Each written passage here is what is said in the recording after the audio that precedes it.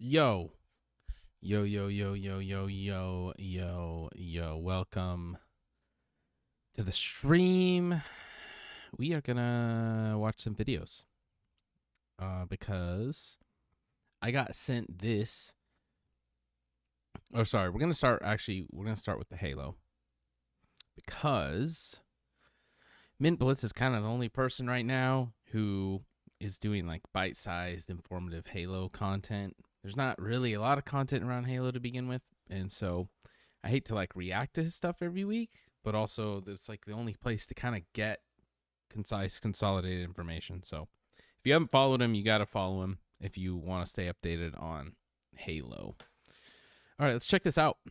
Next Halo game. What's up, everybody? Today we are talking about the next Halo title. There has been so much information behind the scenes coming out, and you need to know about it. This video is going to serve as an informative video so you know exactly what is happening with Halo at the moment. There's been a lot of rumors. Some other people have actually found substantial information, so today we're going to cut through absolutely everything. Can I just say, this is what you need to know about for the Halo CE anniversary graphics. I hate them. I hate this art style. Like the look of this, everything's super bright and gross, and I can't stand it. I never play with anniversary graphics when I play the game. I can't do it. It's so bad. Anyways, continue. I just had to. Halo game. So first and foremost, the substantial information you need to know. Serasia posted the other day, 343 has registered 2 different title IDs on Xbox Live, which means they might be working. It's 343. I wish someone else registered 2 different title IDs. On releasing something standalone soon. Basically, this could mean anything, be on any platform and any game. It does, however, mean with 100% certainty that 343 has at least one new thing they can launch. Now, I mentioned 2 different title IDs on Xbox Live. One, of course, is Halo Infinite, and this, of course, led to speculation as to what 343 could possibly be working on. One guest, Grunt.api, said, what if Project Tatanka, the Battle Royale by Certain Affinity, never had its development stopped? What if they finally hid the leaks so we don't know it's being worked on? What if it has evolved and it may potentially launch this year? Now, the reason why I say this specifically is at the start of the year, Cobrile, an Xbox insider who makes his predictions every single year, and a lot of people were surprised by this, he said Certain Affinity's standalone multiplayer Halo game, and he said it was coming out this year, and we have the Microsoft Showcase next month. Please don't get your hopes up, but this was so substantial I had to tell you guys. If it happens, wonderful. That would be so good for the Halo community. If it doesn't, oh well. Would it be good for the Halo community? I don't know. Yo, you here? Yeah, I'm here. Here's the thing. Infinite wasn't good for the Halo community. Like, I don't know. Like, the game was a disaster. Halo's at an all-time low. I guess there's nowhere to go but up, right? So, I mean, technically it's okay. But should we put the frame on? Frame's kind of cool, huh? Yeah. I'll be honest. I've lost all hope in 343 to put out anything good from Halo. Like, it's been 10 years. Why do we keep thinking like, why do we get excited for something that 343 touches around Halo when it's like everything they've touched for the last 10 years has been terrible?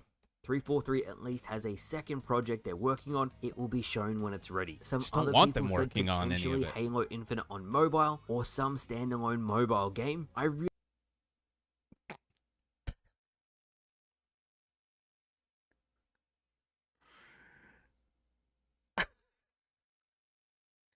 Halo Infinite on mobile would be a disaster. No, please don't let that happen. Really hope it isn't this. I don't want it to be another Spartan Assault or anything like that. There are so many spin-off games in the Halo universe, and the Halo community could really use a well-polished game finished at launch, and it comes out around the end of this year. Not Now, gonna if happen. I had to put money on my Not guess, gonna what happen. I think this could be is it would have to be Certain Affinity's Halo game. Of course, 343 is working in conjunction with Certain Affinity. If you were asking me, Romy, what is this second game we don't know about yet? That is what I would guess. Now, a lot of people are messaging me and saying, Romy, could it possibly be Halo 5 Guardians on PC? And I even had people tagging me on Twitter saying, Mint Blitz, Halo 5 Guardians appeared in my Xbox library for PC. Port incoming? And yes, if it was a port of a game, just like how Minecraft has different versions, that would qualify for the second user ID Serasia spoke about. But Halo 5 appearing on the Xbox library for PC is a bug. It's a glitch. It's been happening off and on for the last few years. The reason I think Halo 5 on PC is a long way away is to get the frame rate above 60 FPS requires an absolutely monumental amount of work. Even with Halo Infinite, to get it above 60 FPS, the amount of engine work 343 had to do, again, it's in the realm of possibility. It may happen in future. A lot of people have requested Halo Look how delayed. 5 on PC, but You see, it's like a whole second delay from when he shoots someone, hits someone, and then they die. It's so crazy. What's the difference between stream V and H? Just take a guess, look at it, let me know, get back to me what your thoughts are. I don't think this is the case. What's going to be very interesting, and I might actually do a tweet about this after this video goes live, I might just straight up tag the 343 devs on Twitter and say, should we expect anything this year, or should we temper our expectations? Because in past years, when 343 Industries has nothing to show, they tell us in advance. They say, look, we're not going to be at the show, we're not going to be at the Microsoft presentation, please don't expect anything from us, and we're getting closer now, so now might be the time to ask. In any case, this is a big bag of hopium, as it's the first definitive proof that a new Halo game is on the way. It's not Halo nothing. Infinite was ending its life cycle. That definitely seems to be the case now. How far along is this mystery game? We don't know. There are so many support studios working on Halo at the moment. It could come out the end of this year, the next year, we don't know. If it turns out to be a spin-off title, fantastic. It means Microsoft might actually be utilizing Halo's potential for the first time in a long time. And if it is a spin-off game, that means inevitably there'll be a mainline game as well, which will make people very happy. Ultimately, for the Halo community, it gives us something to look forward to. The fact that we know for sure there is new Halo projects in the works and they're on the way is really good news for us. There is still the rumor floating around that the Master Chief Collection, the MCC, is going to launch on the PlayStation. I'm seeing a lot of posts on Twitter at the moment asking PlayStation users would they play Halo if it does come to PlayStation, and honestly, over half of the comments I saw said no, they would not play Halo. If they did want to play Halo, it's already available on PC, so why get it on the PlayStation? Exactly. It'll be very interesting if Halo does launch on the PlayStation Network, what sort of effect it will have on the population. So there you have it. What I want to see from you guys today is, what do you think this game is? Is it a battle royale? Is it a fully fledged game from Certain Affinity? Is it a spin-off game? Or is it for mobile? Let me know what you think down in the comments below. I'm curious as to what you have to say. But thank you for watching. I hope you enjoyed, and I'll see you. Hear me right now, Halo fans. Hear me right now. You need to give up on Halo. Okay, here's what I mean. Let me set. You have to have zero expectations. You have to have negative expectations for Halo.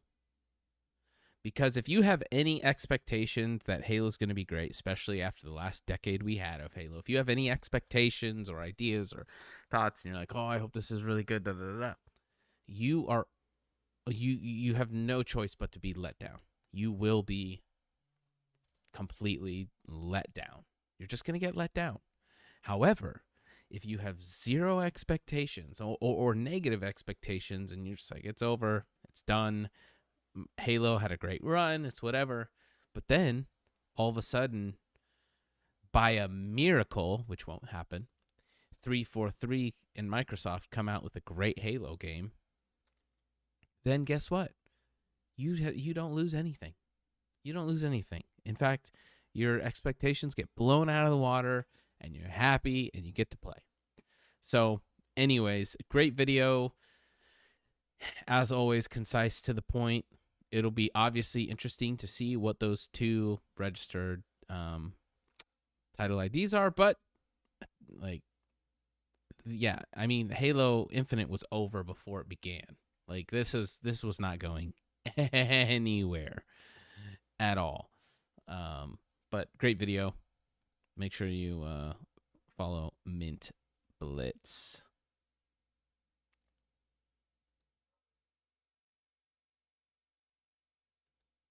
In Super Mario 64, there's a star in cool. Xbox plan for. I want to talk about the Game Pass. In Super Mario 64, there's a star in cool.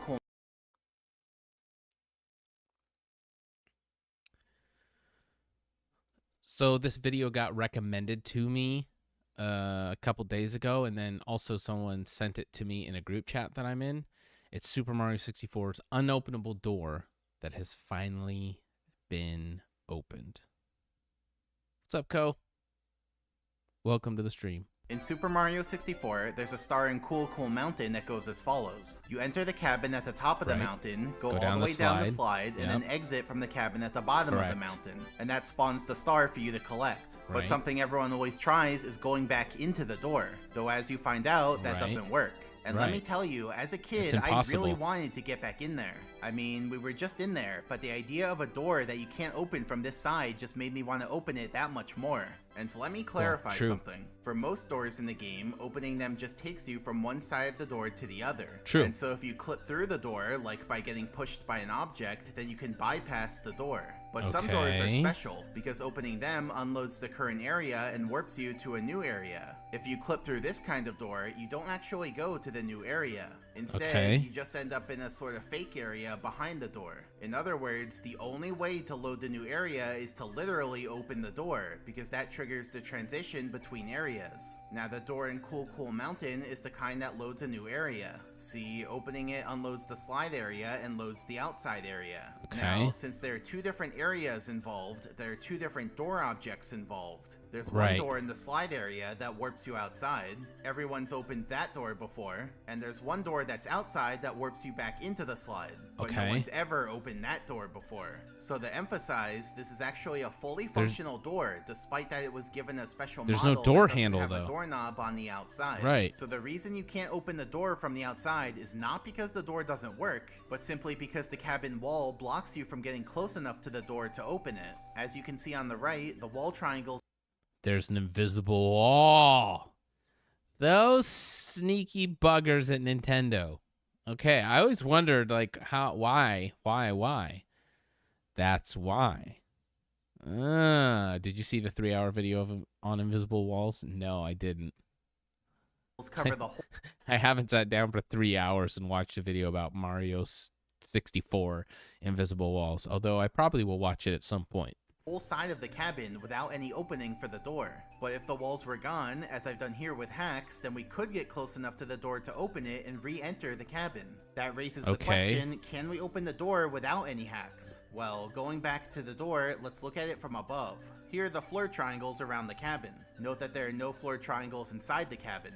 Here's the door's hitbox, so if Mario walks into that hitbox, he opens the door. And to emphasize, he must be walking to open the door. No other action works. And then here's the cabin wall and its hitbox. If Mario enters that hitbox, he gets pushed south. So the door's hitbox basically has two parts to it. The south part that's inside the wall hitbox, and the north part that's not inside the wall hitbox, but it's in the air. Remember, for Mario to open the door, he has to walk into the door hitbox. But that's seemingly impossible for both parts of the hitbox for different reasons. For the south part of the hitbox, if Mario tries to walk into it, the wall pushes him away to the south. This wall push happens every time he moves forwards, and so he's not able to be inside the door's hitbox when the game checks if he's touching it. And for the north part of the hitbox, it is possible to get there. See, we can deliver the baby penguin to the mother penguin, and then re-grab the baby penguin to make the mother penguin get mad at us and follow us around. And the mother penguin has a hitbox that pushes Mario outwards. So we can use the mother penguin's hitbox to push Mario through the cabin wall and into the door hitbox. But even though he touches the north part of the hitbox, he still doesn't open the door. Yo. How do they... That's crazy. Because he's in free fall, not in the walking action. Okay, right, he has to be the door walking. Seems impossible to open, and that's what everyone believed for 28 years. Until April 22nd, 2024. That's so blurry. When Alex Palix posted this video on Discord. Alex Palix.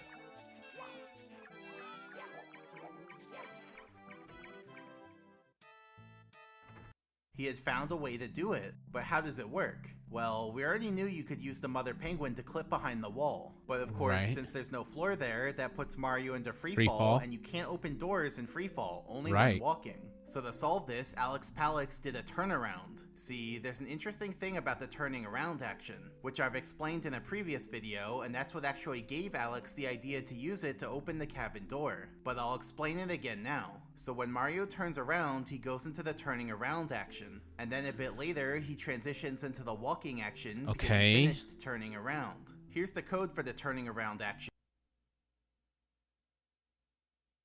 Do these people have jobs? Genuine question. Or is this their job? And here's the relevant logic. So when Mario finishes turning around, he goes into the walking action. But a bit earlier, we have the code that handles his movement. This one says if Mario leaves the ground, put him into the free fall action. So the issue is that the programmers never expected these two conditions to happen on the same frame. If they do, then the logic goes like this. First, Mario left the ground, so he goes into the free fall action. And then second, Mario finished turning around, and so he goes into the walking action. So that first action change Right. gets overwritten by the second action change. And so even though Mario left the ground, he still ends up in the walking action. Now this exploit by itself just results in one frame of walking in midair before transitioning to free fall on the next frame. But that one frame of walking in the air is all we needed, and that was enough to open the door. Let's play it again. On this frame, the mother penguin's hitbox pushes Mario through the wall and into the air. And also on that frame, Mario finished turning around. So first his action got set to free fall, and then his action got set to walking. And since he's now walking inside the door's hitbox, he opens the door. And you'll notice that Mario downwarps to the death barrier when he opens the door, because Mario's programmed to snap down to the floor every frame when he's in the door opening action. But fortunately, the death barrier doesn't kill him because it has Bro, look at that. He's right below me. no effect when Mario's in a cutscene action like opening a door. Now one question that this brings up is, does this technique save time in a run? After all, if we can enter the cabin at the bottom, then we can just exit from there and get the star, skipping the whole slide. So let's do a side-by-side comparison. On the left, I'm showing the current strat for the star, which involves entering the cabin at the top of the level, going all the way down, and then exiting from the cabin at the bottom of the level to get the star. And on the right, I'm showing the potential new strat for the star, which involves going into the cabin at the bottom of the level and then immediately exiting to get the star. But even in this new strat, we still have to spend time going to the bottom of the course. And then there's the whole process of interacting with the mother penguin and luring her into place. And interestingly, triggering the star this way actually messes up the camera during the star's cutscene, though that doesn't cause any trouble. And so in conclusion, even though we can use this technique to skip the whole slide, it doesn't actually save any time. But regardless, it is pretty cool that Super Mario 64's unopenable door has now finally been opened. And now for this video's member event. In case you missed it from my last video, all my regular videos from now on are going to have a member event at the end, where all the member names participate in the event. Oh, that's kind of cool. Now, last time there were... Further ado, let's begin. Okay, off to a good start. In the back, there's a mad dash to get out of the cabin and squeeze through that tiny opening. But it looks like everybody made it onto the slide. Oof, we already lost our first person. Bad. And there goes another one. Man, you guys are ruthless. Is winning really worth pushing your fellow competitors off the edge? Yes. Yes, it is. And now for the first... Who's the final? They all make it across. Oh, we lost humanity. And for the other 5, they all made it. But who got first? Well, if we check the instant replay, we can see that Midnight Posting was the first across the finish line. So, congrats to our first place finisher, Midnight Posting. Nice. And good job to the other people who also made it to the... It's so crazy that these games, they're still pushing the boundaries and like figuring out all this crazy stuff all these years later. It's unreal. Great video. Make sure you follow this guy. Give it a thumbs up. He has a lot of classic, great videos. A lot of videos. All right. I've been waiting to watch this one. This is officially your yacht! Woo! Congrats, man! The only catch.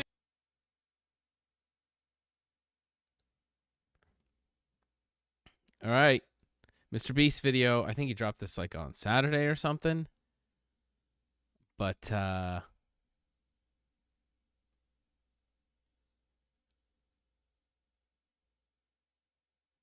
let's check it out. Protect the yacht and keep it by Mr. Beast. This is officially your yacht! Woo!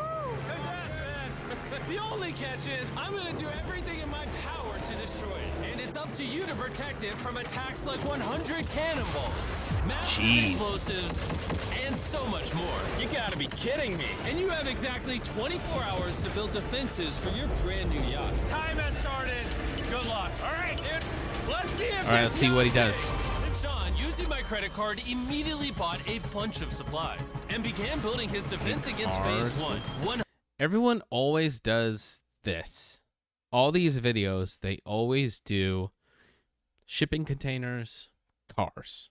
And there's going to be a big pool of water in here at some point. 100 cannon shots. Run me through your plan. My plan is to build a giant wall, angled to hopefully block a cannon fire. And after working all throughout the night, into the next morning, and all the way through a complete 24 hours, Sean was going to have to call it. Because the time is up. Let's go shoot some cannons. Will his defense protect his new yacht from 100 cannonballs, or will we start this video over with a new contestant? Phase 1 of 4 has begun. I'm nervous. All right, Sean, we're about to fire the cannons at your new yacht. As you should be. Aim the cannon! Fire!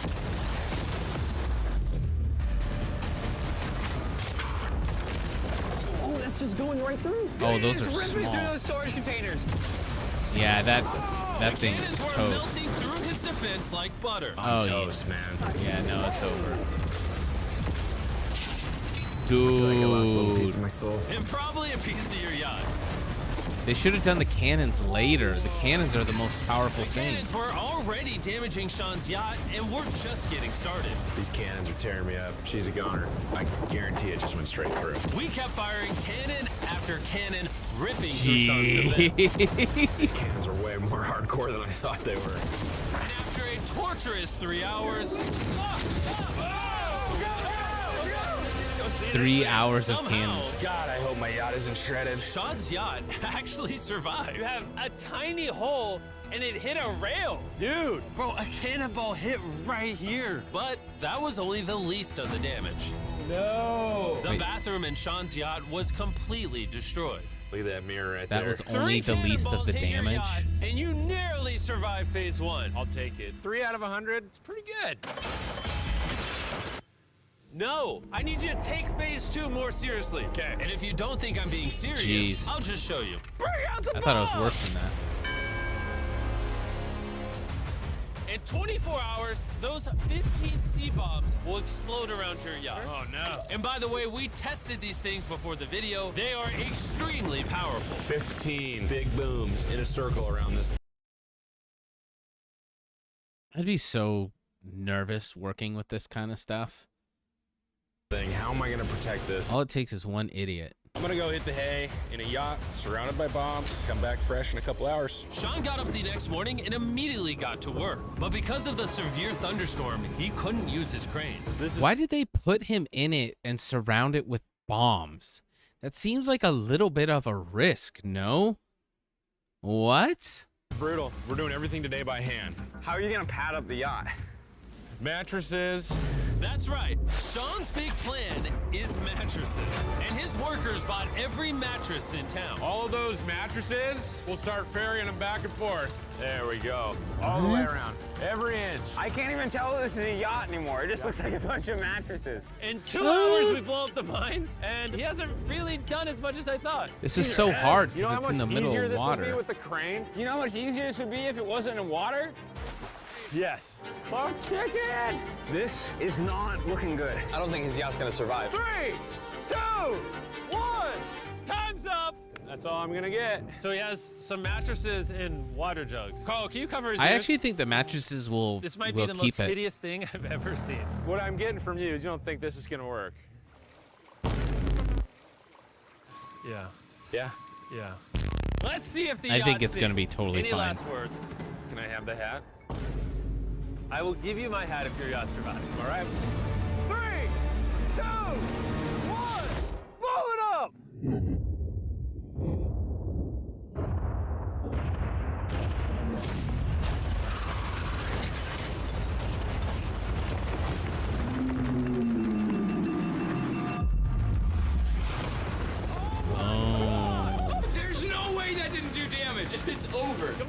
It'll be fine.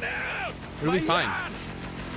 Those are easy compared to. It looks good. She's still standing. We did it! Yeah, they weren't even close enough. That's right. I'm not sure what to say. Somehow, these mattresses were actually a very effective defense against the mines. In front of us is phase 3. Here's what I still don't get. Look at this. Look. Why do they insist on putting the bombs in the water first, and then let's work all day around the bombs? It's like, put the bombs out last when everyone's gone and it's safe. That's insane. Like, yeah, let's put the bombs out. Okay, now let's get to work. Now that the bombs are out and we're surrounded by explosives, let's get right in the middle and start working, and hopefully an accident doesn't happen. Like, what? Do the bombs last. Put the bombs out last. Then, when you're all done working, you like, that just is crazy to me. No? Unless those are just props right there that, like, what? Anyways, let's continue.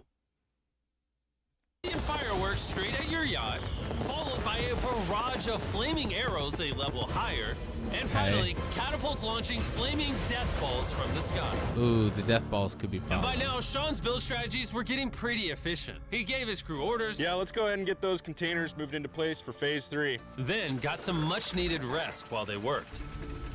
Now it's on to trebuchets, fireworks, and flaming arrows. What is your plan? My plan is to basically get more shipping containers and build a giant wall. And I'm basically just hoping that that wall will be tall enough to block the fireworks and the flaming catapult debris from hitting the yacht. That's so sketch. This whole thing is so sketch. I think his idea is actually really good, Hard confidence now. Okay. but I do think he should like try and wrap really his stepped yacht it up. in something. Yeah, man. You went from a pathetic build that let multiple cannonballs Because through if to those this, which I actually think might work. He's currently taking if those flaming arrows hit one of them, if he gets one flaming arrow on the mattress, the whole thing goes up in flames. So I don't think it's smart to leave those mattresses there. lake water, flushing it through sprinklers to wet his mattresses. All right, we're about to go inspect his defenses. Now a bad time to Okay, tell he's you guys wetting I'm them. afraid of That's heights. good. This is a 40-foot tall, solid wall. When we fling the catapults, they're gonna fly over the shipping containers where I'm at and hopefully hit his yacht, right?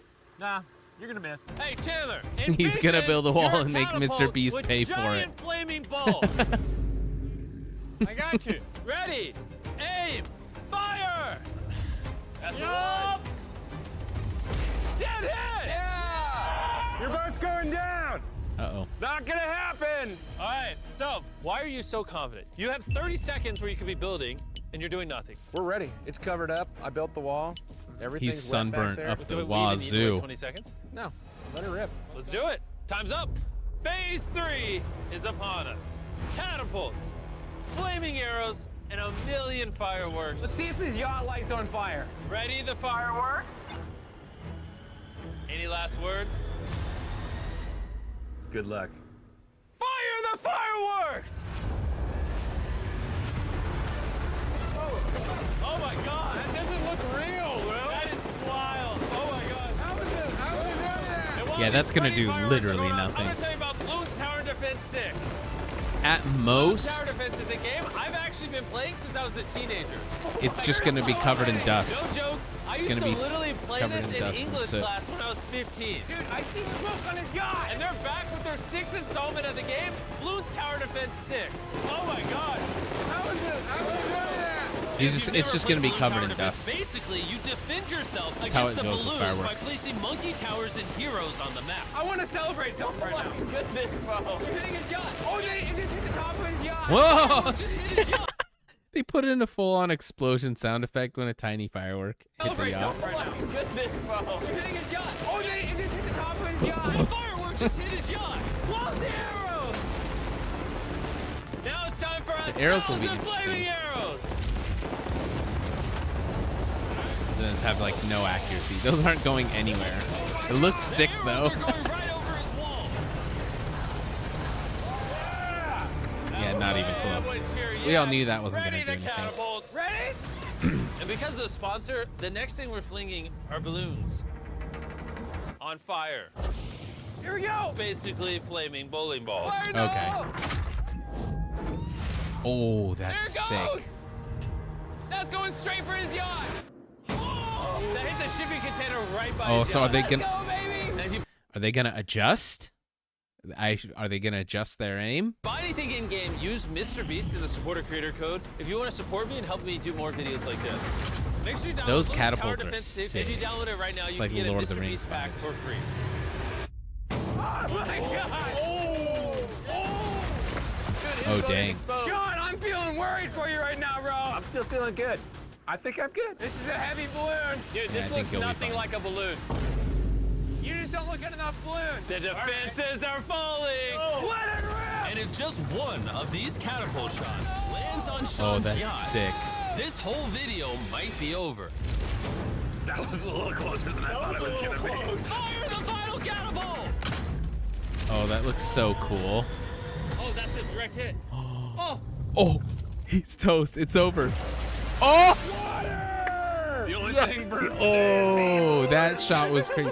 How close was that? all right, Give us you know another what, angle. Sean, you might be laughing now, but you are not ready for this final phase. In 24 hours from now, we will be attacking Maybe the your final yacht angle, with maybe a it wasn't that barrage close. of machine guns. Any questions about phase 4?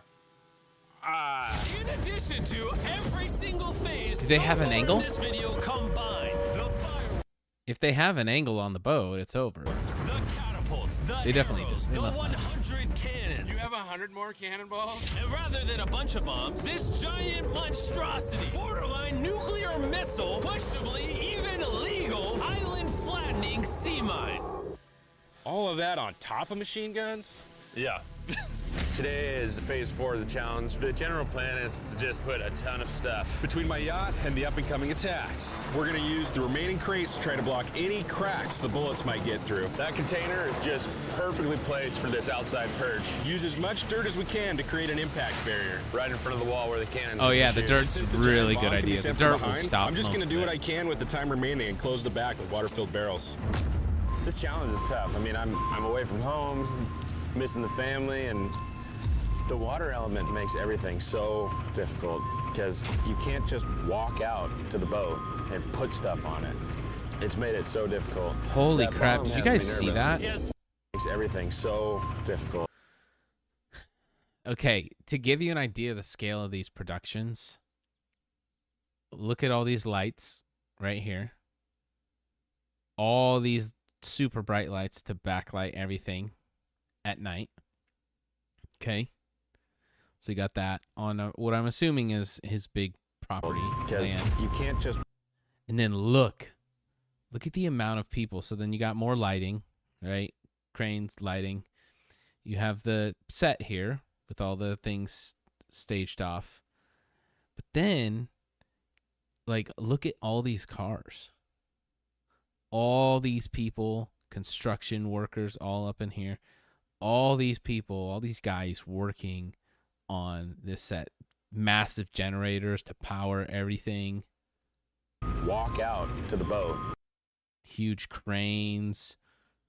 It is just such a full-on crazy. Here's a massive tractor. There's the bomb. It is the scale of these productions is it's crazy. I like this view. I think this is really, really cool. And put stuff on it. It's made it so difficult. That bomb. There's has me more nervous. cars. He has Even further. multiple layers of metal shields for the machine guns, a mountain of sand, and a bunch of other stuff to stop the cannons. He still has the tall wall for the projectiles and the soaked mattresses. 5, 4, Oh wait, 3, it's everything at 2, once? 1. Everybody stop! Time is up. I think this has all been a bad dream. No, this is real life. Even though it's my job to destroy your yacht, I genuinely hope you win this thing. Ever since I was a little kid, I always wanted a boat like this. I just got to get through this final phase and we're home free. When you think about it, 100 hours ago, there was just a boat. And now, there's all of this. I don't know how you did it. You nervous? No. That makes literally no Yeah, sense but it got thrashed whatsoever. a little This bit. final phase may just be your worst nightmare. Ready Wait, your do they- weapons! On top Oh, that guy doesn't of all have a these machine silencer. guns, we have 100 cannons, a giant mine, the equivalent of all 15 from earlier, all of the fireworks, arrows, and catapults all together in one final phase. Fire!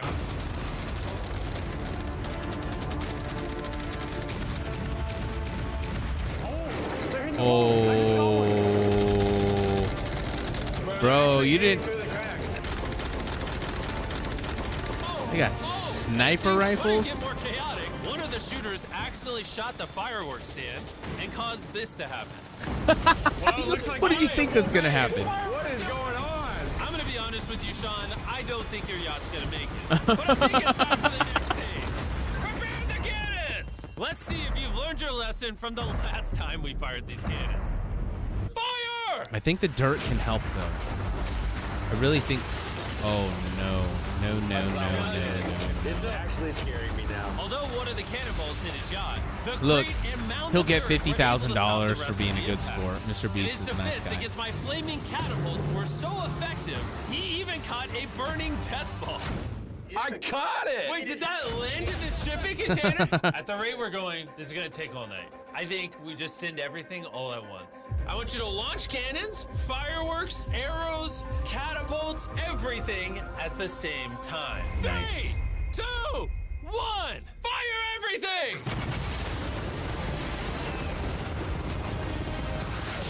The arrows don't do anything, so that's fine. That is a crazy drone shot. That is crazy. How much more of this can I take, Jimmy? Nah, I don't know, man. You can't even see anything, there's so much smoke. And while we're watching Sean's yacht perish, we're gonna enjoy some chocolate. Fire the cannons!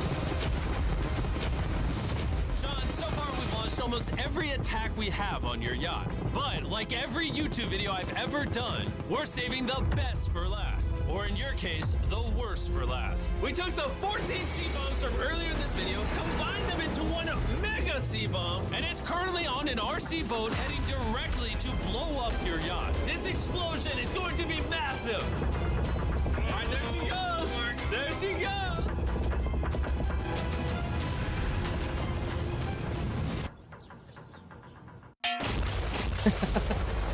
They pulled the Finding Nemo. Whoa. That's a great shot too. That Them was in the crazy. bunker. Dude! Let's go see if it's Let's go there. check it out. Let's go see my yacht! Look at everything his yacht endured. I've done a lot of weird things. I've never experienced something like this before. You didn't say it had to be pretty. And after all of that, your yacht is still floating, but it does It's look like some thrashed. stray bullets and cannonballs made it through. So, boys, bring it up. Here's $50,000 Yes! so you can actually repair this yacht. Did I say it was going to be $50,000 or did I say it was going to be $50,000? Yes! Before we end the video, they're gonna want to know, what is the name of your brand new yacht? Its name is... Oh, and if you're wondering, Yo, bro. Oh man. Wow, Mr. Beast, man. I've really enjoyed his videos. I mean, I've been watching him a long time, but specifically this last year, he's had a lot of fun ones, and he's like really branching out and getting crazy with it. Let's yeah, that's a good video. Mr. Beast, king of YouTube. Fire vid.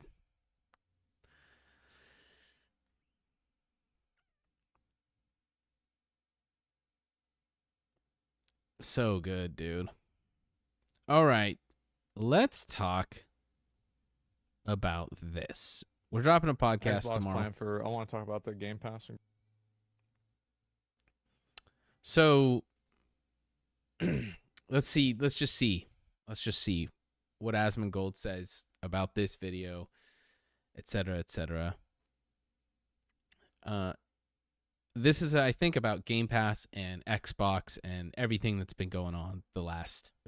Another Xbox video, because the situation over there just keeps getting crazier.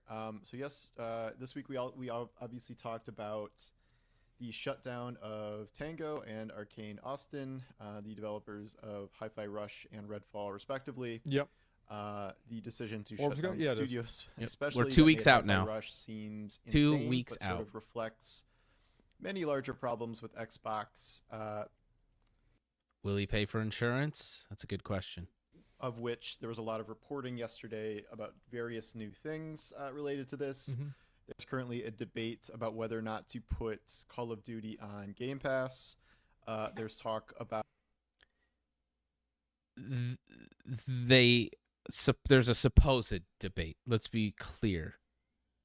A supposed that hasn't been announced. There's no facts that say, at least not that I've seen or read, that say we are 100% debating whether or not we're gonna put Call of Duty on Game Pass.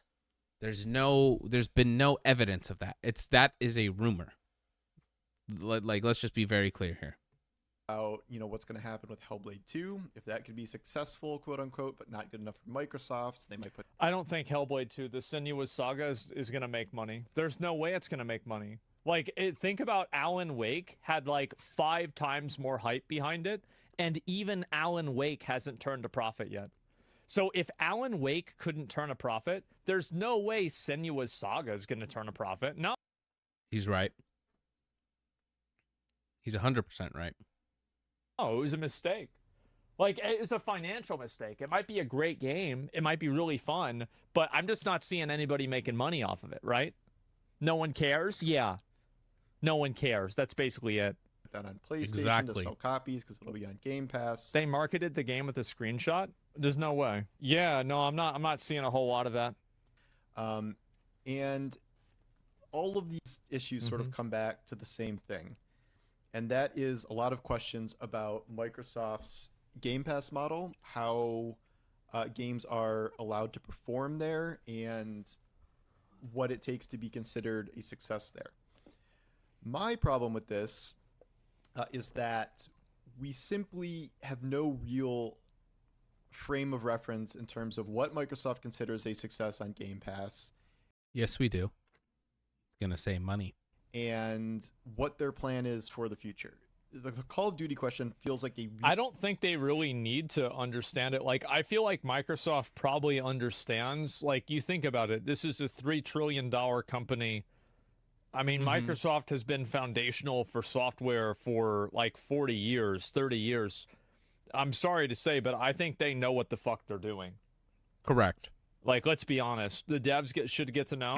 I bet they probably do. Real kind of linchpin moment for this entire concept where you've said the whole time all your exclusive games are going to be day one Game Pass, so that should in theory include Call of Duty. It would. But in doing that, you give up billions of dollars in revenue over the long term for forgoing those sales on a platform where Call of Duty is extremely popular. Not necessarily. See, a lot of people don't know this, how the Game Pass model works. I think Phil talked about it, or I read an Xbox article. It was something, I think, official from Xbox or Microsoft, but it was someone from Xbox, I think. I'll try and find it, but they were referencing how Game Pass works. And they saw that they were actually making way more money because, okay, someone subscribes to Game Pass, okay? They're a subscriber paying every month for it. They get to try out games. They find a game that they like. They play that game on Game Pass, and they play it, and they play it. And let's say they play it for 6 months, and then that game goes off of Game Pass, okay? But they're like, oh, man, I like that game. I have fun with that game. I invested a lot of time in that game. What do? They go and buy it. And they say, okay, well, I still want to play that game. It's not on Game Pass anymore. Okay, I'm going to buy it. I have a tons of time put into it. I have like characters unlocked, yada, blah, blah, blah, you name it. So then they buy it. But they don't cancel their Game Pass subscription because there's still other games on there that they like. So then it's a cycle that feeds itself over and over and over again. And I've seen this because when Call of the Wild, while that was on Game Pass, I got into that and I was like, oh, this game's awesome. Sunk a ton of hours into it, went off Game Pass. What did I do? I was like, I want to play that. And I bought it. And I bought it. Did I cancel my Game Pass subscription? No, because there's other games on there that I also play. And you see that with Game Pass. And I think what a lot of people don't see, and a lot of people, I haven't really seen a lot of people talk about this, is Game Pass is a long-term play. Game Pass is not a quick, cash grab, make a game, sell 1 billion copies, and then get out of Dodge. It is we want to keep you subscribed. We want to keep you locked in the ecosystem model. And I think that turns more money. I mean, they're not idiots. They've run the numbers.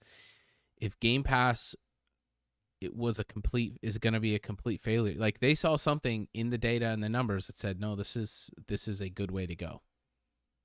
So you're kind of screwed either way, but I'm leaning toward the fact that I think they're going to triple down on Game Pass and put it there. I think they should. As one last lure to get people to sign up. What I don't understand is... Yeah, I feel like it's probably a better investment to get people into the Game Pass ecosystem than have them buy one game. Correct. Because you put the new Call of Duty on Game Pass for 6 months. Everyone plays it. Some people buy Game Pass just to play it. So you get, let's just say, sorry, I'm eating. Let's just say you put the new Call of Duty on Game Pass and you get 100,000 new Game Pass subscribers because they want to play Call of Duty. Well, after 6 months, when it goes off Game Pass, let's just say, 75,000 of them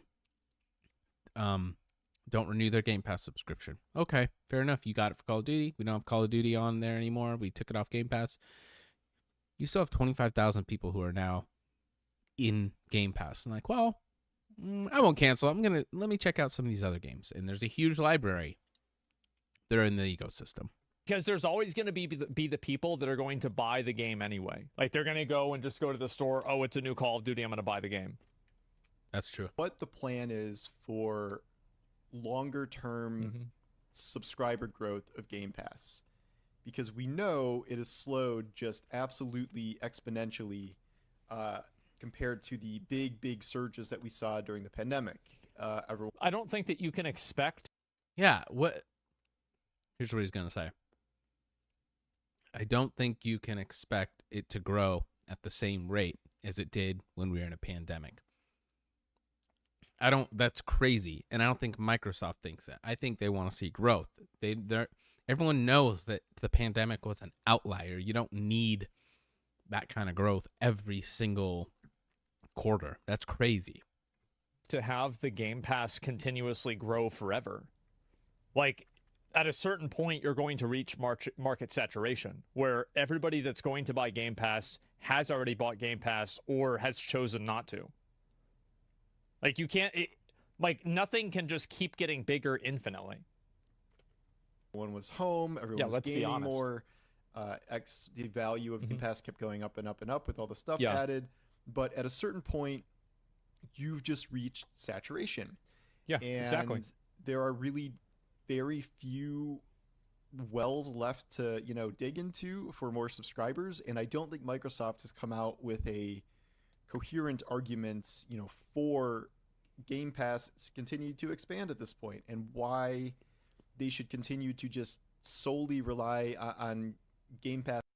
I still don't think they've even, Game Pass is still so new. I don't think they've even tapped into what it could be and how many people they could reach with it. This is sort of the future, and put all their exclusives on there day one, and why that is a good way to support the ecosystem. I think that it's a really good way to do it, because I think that what Xbox is planning on doing in the future is integrating Game Pass into a cloud gaming business model. And I think that that's why they talk a lot about South American audiences and audiences that are in developing countries, because they can't access a lot of the games because of the PC requirements. So creating Game Pass creates a foundation of a customer base to proactively capture the market whenever they're ready to actually distribute that to the public. Because like you remember, like that's what I think what's her name, Sarah Bond, the president of Xbox said. I think that's what their real plan is. Because that's the only thing that makes sense. And I think also like if out of 300 million gamers across the world, 200 million play on mobile. Fun fact. If you think about like how fast can data be transmitted theoretically? It can be transmitted so much faster than what the average human reaction speed is, that I think that cloud gaming it's an inevitability. Now, we might not have the technology for it right now, but it is an inevitable reality, and it will happen sooner probably than later. Yeah. Wait and see, has it improved, though? It will. It will eventually improve. Like, really, like, it's crazy how people, like, are we really going to assume that it's never going to change? Cloud gaming never, like, I've never had a problem with the idea of cloud gaming. I have never gotten into it for this reason. For the latency, for all, like, the problems, it feels different than just being connected, playing off of a disk, playing off of a file. Change? Like, when has that ever been true for tech? Never. It hasn't been true for anything. Yeah, cloud gaming will get there. Bottlenecks are holding cloud gaming back, but it's improving fast. It is. And I think what's going to end up happening is that's why Microsoft is banking on this. Again, I'm not arguing this is bad for players. Like, this is not, it's quote, player friendly, but obviously I think it is causing larger damage with the platform as a whole. And if your platform is damaged beyond repair, guess what? You don't really get to experience as many good games, or you see talented studios shut down, like we're seeing already in layoffs. The Game Pass ecosystem is heavily limited by Xbox console sales. That is very clear at this point, because why? What is there beyond Xbox console sales?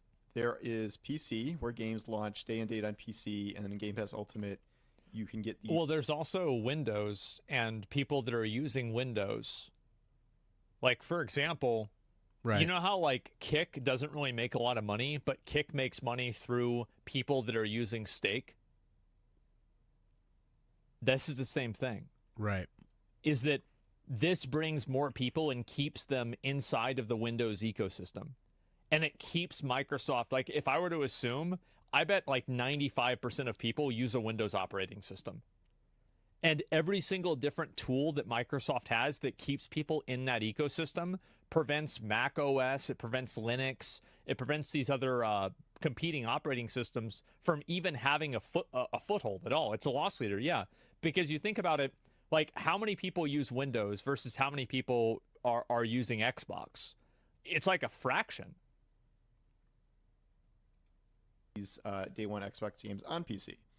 Even still, if you are a dedicated PC gamer, you are probably gaming most of the time on Steam. That may or may not be enough for you to subscribe. Like, if you're a primarily PC gamer, are you going to be convinced necessarily to subscribe to Xbox Game Pass for Game Pass releases on PC? Maybe. If you could get Game Pass on Steam, like, I'm subscribed to Game Pass because I'm a streamer and it doesn't matter, right? But if I was like a private individual, right, I was just a gamer, I would 100% subscribe to Game Pass if I could get it through Steam. I was going to say, that sounds like a great deal. That sounds amazing. If I could access Game Pass's library and Game Pass's like tools and games through Steam, that would be amazing. Yeah. But it'd be crazy good. You know, I think there's a relatively small pool of harder core PC gamers that are also Game Pass as like a Steam app, basically, yeah. For Xbox Game Pass, and I do not think that is a segment that is growing. And I think he just thinks that, though. He doesn't have numbers. Again, it's like, I just don't think that that's happening. So, well, who knows? You could be wrong, though. Could be right. Also, like, a lot of gamers, there's like a general fatigue, like launcher fatigue. Not everybody wants to have like 7 different launchers for things. Oh, God. That's the way that I feel about it. I don't want to have 10 different launchers to play a video game. Another segment that Microsoft is really, really, you know, nuts to go after is this idea that people who do not own consoles will want to subscribe to Xbox Game Pass so they can play through other devices through cloud streaming. This is, playing on your tablet, playing on your smart TV, like all these other places you can play Xbox games without needing a console. The problem is cloud gaming is a really, really niche market, and it is really slowly expanding over time. It is a tiny... Does this guy have like any kids in his world, Gen Zers, like not even Gen Zers, it's the next generation, but like iPad kids? All they do is cloud game.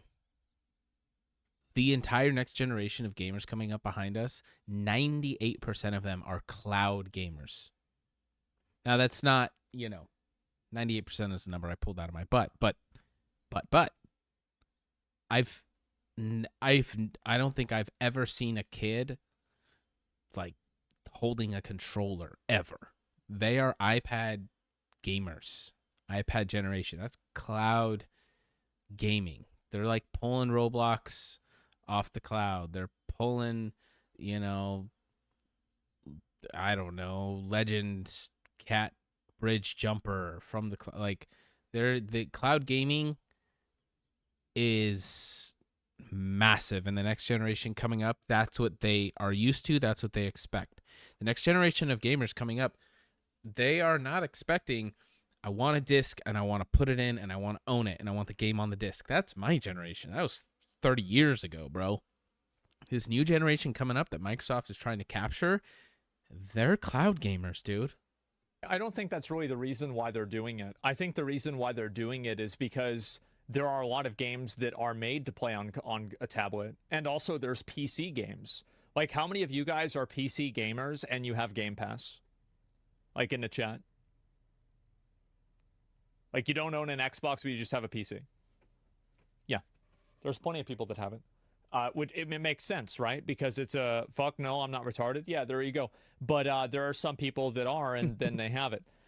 Too many services, so not me. Yeah, I get it. Right? Too many subscriptions. True. Very true. But a lot of people do have Game Pass, and there's a good reason for that.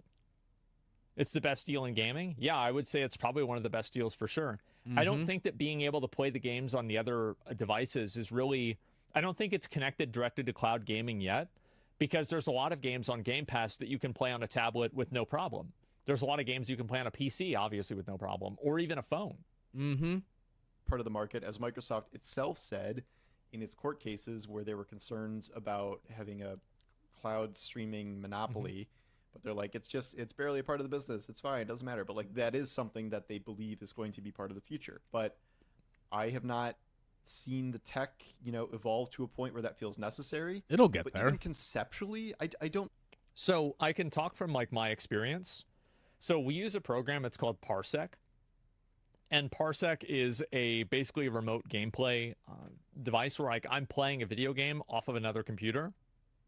It's effectively cloud gaming. And I tried it out a number of times. Actually, you know what? Every single episode of Pixel Pitch that I do, every video game I play through Parsec. I actually don't have any of those games installed onto my PC personally. It's all through Parsec and through another PC. And I'm able to play those games and do them remotely with almost no issue at all. And this is, by the way, it's a PEC East W, right? The production for OTK is fucking insane. They figured all of this shit out for me. So yeah, everything that you guys see me play and do on the screen, there is input lag, right? But it's like so minimal that it's almost not even existent. It is insane. It's That's not useful crazy. for games though. But I'm talking about playing games. I'm talking about me playing video games. Like that's what I mean. I didn't know that. Parsec That's crazy. Yeah, it's very good. Does he do that so that his editors and stuff can just get videos straight from the stream? What's going on with that? That's so insane. Microsoft is looking forward to this. They know the tech limitations are temporary, but they're setting up the infrastructure as well as molding the masses to accept it and have it in place. Exactly, yeah. I think that's what they're doing. Like, this makes a lot of sense, because like the games you have on Xbox Game Pass, granted it's a wide range of games, but you're asking people to pay, you know, what is it, 100, 140, 160, I don't even know what it is now. It's a lot for access to all of these games, the vast majority of which are like really traditional. Well, this is a yearly thing, right? How much is Game Pass a month? Because I bet a lot of people probably just subscribe to Game Pass for like, It's like 12 2 bucks. months or 3 months. Like that's probably what they do. Core video games. And the reason why I say that is because there's even a term for it in terms of like subscriptions, like you know, what do you call it? Like Hulu, Peacock, Netflix, etc. Like there's even a term for people that are doing that. That's how common it is. So to assume that people don't do that with a gaming subscription service, I feel like you can't really argue that. really I've canceled and resubscribed to Game Pass a bunch of times.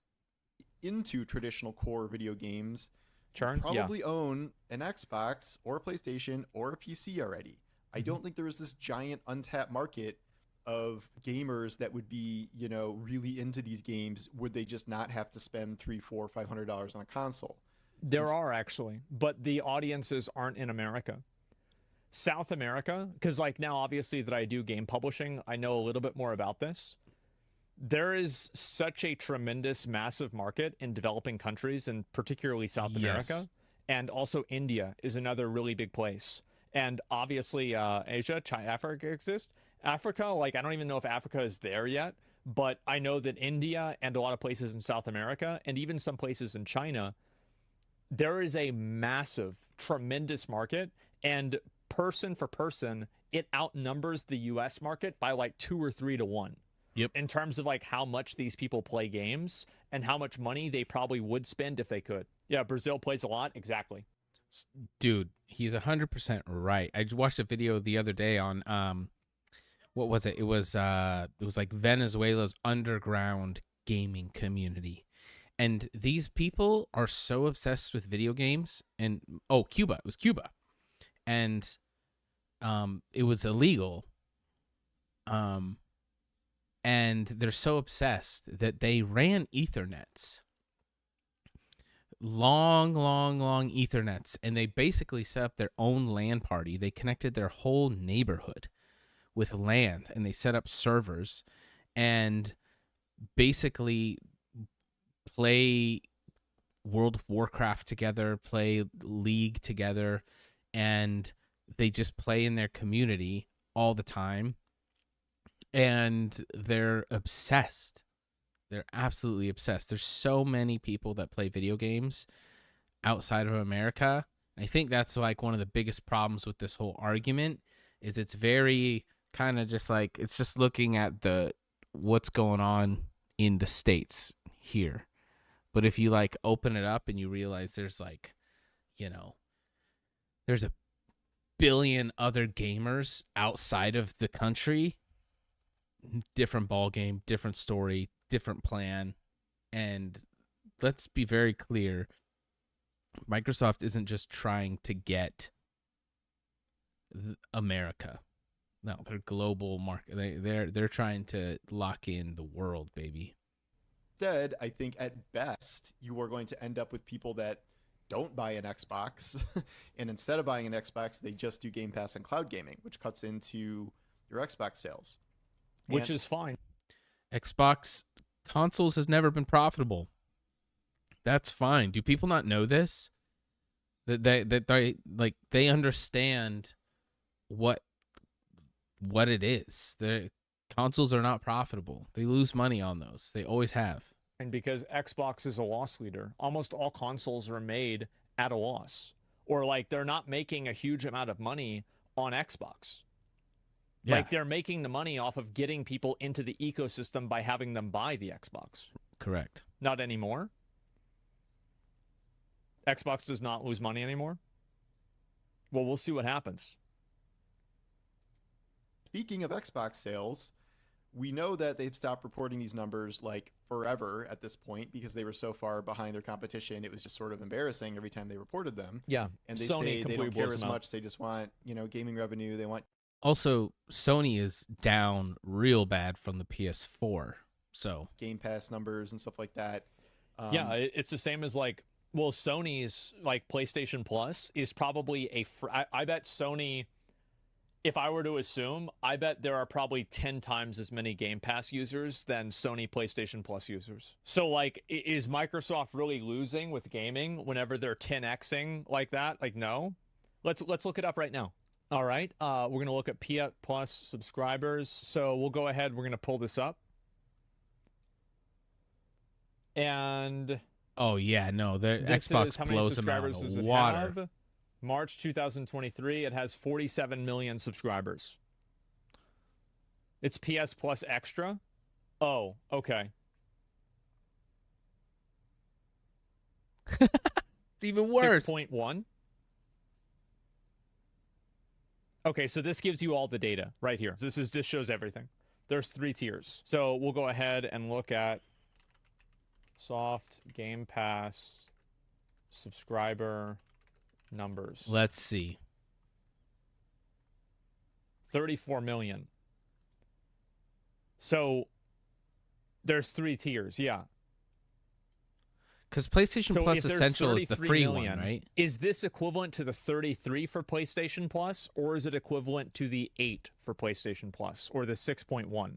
It's 6 plus 8? It's added up? Okay, so it's not like you choose extra or premium. It's not like extra is premium and then more stuff. PS Plus is necessary for online? Yeah, no, I understand that. Premium has extra included. So then logically, it would be 8, right? No, both? Okay, well, either way. No matter how... Okay, so... It doesn't matter how like you slice it. I don't want to figure this out anymore because I don't know what I'm talking about and I'm getting too many different people giving me different data. Right? So like I can't judge what people are saying and I don't know this myself and I don't trust chat to explain it to me. Even if you got it combined both at 14. So either way though, either if it's 6, if it's 8, if it's 6 plus 8, it doesn't matter. It's still way less than Game Pass. So yeah. It's not 10x though, to be fair. What I said originally was 10x, but it's not 10x. True. But it is substantially more. But again, like the primary way you expand Game Pass is expanding consoles because that is the primary way of most.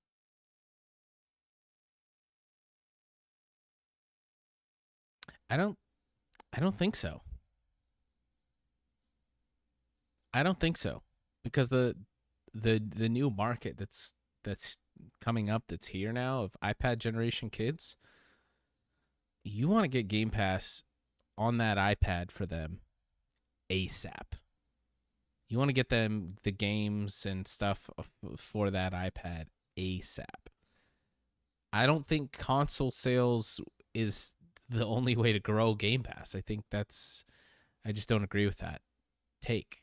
I think you go to where the consumers already are. You don't build a new thing and say, hey, come to here. Come hang out here. We're going to do this, and so you should come over here. It's like, hey, we'll meet you there.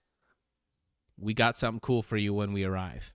Like, that's how you do it. So I kind of just don't agree with his take. People are going to want to subscribe. And if you're limiting your reach by, like, quote, not caring about consoles and you're fine with 30% declines over and over and over again with your hardware because you're making the case that you don't need an Xbox. You can play on PC. You can play on your tablet.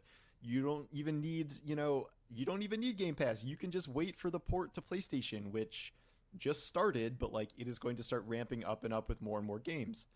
And they've just been selling the idea that you don't need an Xbox, even though I would argue the Xbox is the primary point which these subscriptions are generated. So if I don't know.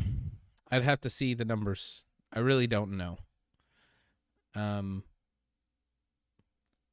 Speaking from as someone who's played Xbox for the last 30 years. What's up, Pan? I got an Xbox for a lot of reasons, but a lot of it is the games that I have played and I own and still want to play. And I didn't get the console for Game Pass. I wonder how many people actually buy an Xbox because they're like, I want Game Pass to play it. I don't know. I'd have to see the numbers. Again, I struggle with videos like this because he's just bringing, I think that it's all just like very, well, maybe this, maybe that. It's all feelings and thoughts, and there's not like a ton of data. I know he's seen stuff, but we just don't know when we don't have the P&Ls, when we don't have the reports in front of us about how these studios are doing and whatnot. And so it's a lot of just like, well, I feel like this is the reason why, and I feel like this is a bad thing, and I feel like this. It's like, well, what if your feeling is just wrong? What if the data says otherwise? It's very hard for me to say if that's true or not. And I feel like obviously it might be the case now. But I think that as more and more people, like, I can't see consoles continuing to be more popular. I think consoles are going to decline in popularity, and I think they already are. Yeah, that's Because you're true. seeing so many other devices that are coming out that are cheaper than consoles or also double as a console. Like, for example, we don't have Game Boys anymore because everybody has a phone. And I think that's where console sales are really losing. Yeah, mobile and handheld is going to completely take over. Feels like they just have Which is why Game so Pass is a few good cards idea. left to play. I think one of those cards is Call of Duty, because Call of Duty is a big enough game, big enough series where if you say, okay, if you subscribe to Game Pass, you are going to get the new Call of Duty every year for free, quote unquote, even though the total cost of Game Pass is obviously more than a yearly Call of Duty game. That could be a draw for some players that may not otherwise be subscribed yet, that could convert. Well, and this is also a big component, is that, like, if you're broke, you know this. Excuse me. It's easy to get $15, but it's really hard to get 60. True. Like, it's easy to just get like a few bucks together every month and it's fine. But then if you need to get like $50, $100, that's really, really hard to do. For some PlayStation players, but like, again, I don't know how much room for growth this is. It feels like everybody... He's not at all considering the international market, which is just crazy. Billions of gamers. That owns an Xbox that wants Game Pass is probably going to have it at this point, and especially if they keep upping the price, which they are allegedly going to do again, that is not going to... Now, that could be a problem. If they start upping the price, that could be a problem. To encourage even more signups from those that are kind of on the fence about it. And it feels... Somebody was confused in chat. Somebody says, did you say it's harder to get more money than less money? So basically, it's easier to get $15 4 times when you're broke than to get $60 once. And the reason why, and like you guys know this if you've ever been in a situation like this, is that you always have these like random expenses that come up that break you down to 0. That's usually what happens, is you get reset to 0 more often. So that's why. It's just bad management. Yeah, but guess what people that are bad at management usually are? If you're bad at money management, there's a better chance than average that you're fucking broke. Let's think this out for a minute. It's weird to rely on Game Pass sustainability and Game Pass growth in a way where there does not feel like there's a clear path forward in terms of how to grow the ecosystem. Yeah. And, Microsoft always wanted to be the Netflix of gaming. They thought, okay, Netflix is destroying everyone with its subscription model. Like, we can do that too. Like, it's going to be, we're going to be first in class. And, pretty sure Netflix almost a few years back filed for bankruptcy. Well, Game Pass is, the most successful model of its kind in terms of like a system that offers sort of day one releases of big games. It's different than the streaming space. Like, first of all, a bunch of other rival streaming services to Netflix trying to do the same thing have failed or are failing or are losing tons of money because it is very hard to execute this and produce, high quality content that is offset by subscription numbers. Well, Netflix also has first mover advantage. People have been subscribed to Netflix for over 10 years. All these new streaming services. We were subscribed to Netflix when they would mail you DVDs. Have come out in the last 5 years. And it's very hard for them to compete with Netflix because everybody already knows what Netflix is. Netflix is streaming. It's like when people say Coke, when they're like, oh yeah, I want a Coke. And a lot of times that's synonymous with like soda or a pop or whatever. Coke because, again, just kind of that first to market, like, big name. And also, like, the problem is that Netflix has such a massive breadth of content, whereas, like Peacock or one of the... Their content's getting worse, though. And since all these streaming services have come up and started taking their content off of Netflix and putting it on their own things, it's definitely taken a hit. Like, sometimes I can't even find anything to watch on Netflix, to be honest. These other, like Disney Plus, they don't have as much of a variety of content. They might have a very deep amount of content in one or two areas. Like, for example, Crunchyroll has a lot of anime, but that's all they have. And Disney Plus has a lot of Disney stuff, but they probably don't have a lot of other stuff. True. And that's the reason why Netflix pops off so much. It's because it's good for people that are just like more casual watchers. Yeah, Disney's only good for old stuff. Yeah, and that's the big reason, I think. True. That's why they're unable to compete against Netflix directly. And payments. And then Netflix themselves, they're having trouble because their market is saturated as well for the most part. So they're trying to pull out their last bag of tricks, like killing password sharing and things like this. I think they're going to not report subscriber numbers going forward too, because Wall Street hates every time their subscriber numbers don't grow or go down a little bit. Yeah, of course. But that's what Netflix, Blizzard did. Contrary to Microsoft, cranks out really, really popular and or good shows all the time. Like, every week goes by and there's a couple of new Netflix shows. Like, if they're not, some of them are really good, many of them are not, but even the not good ones are really widely watched. It's a reason for people to keep their Netflix subscription because there's always something new. That's not true with Game Pass. The Game Pass idea is like, yes, it has this larger collection of games. Well, to be fair, what does he mean? He's like, there's new every single month. There's new games added, rotated in. That's paying $12 a month for that is okay with me, and especially when it's like new releases get thrown in there too. That's amazing. or like if Starfield was as popular as Skyrim, I bet it would have added multiple millions of people that were subscribed to Game Pass.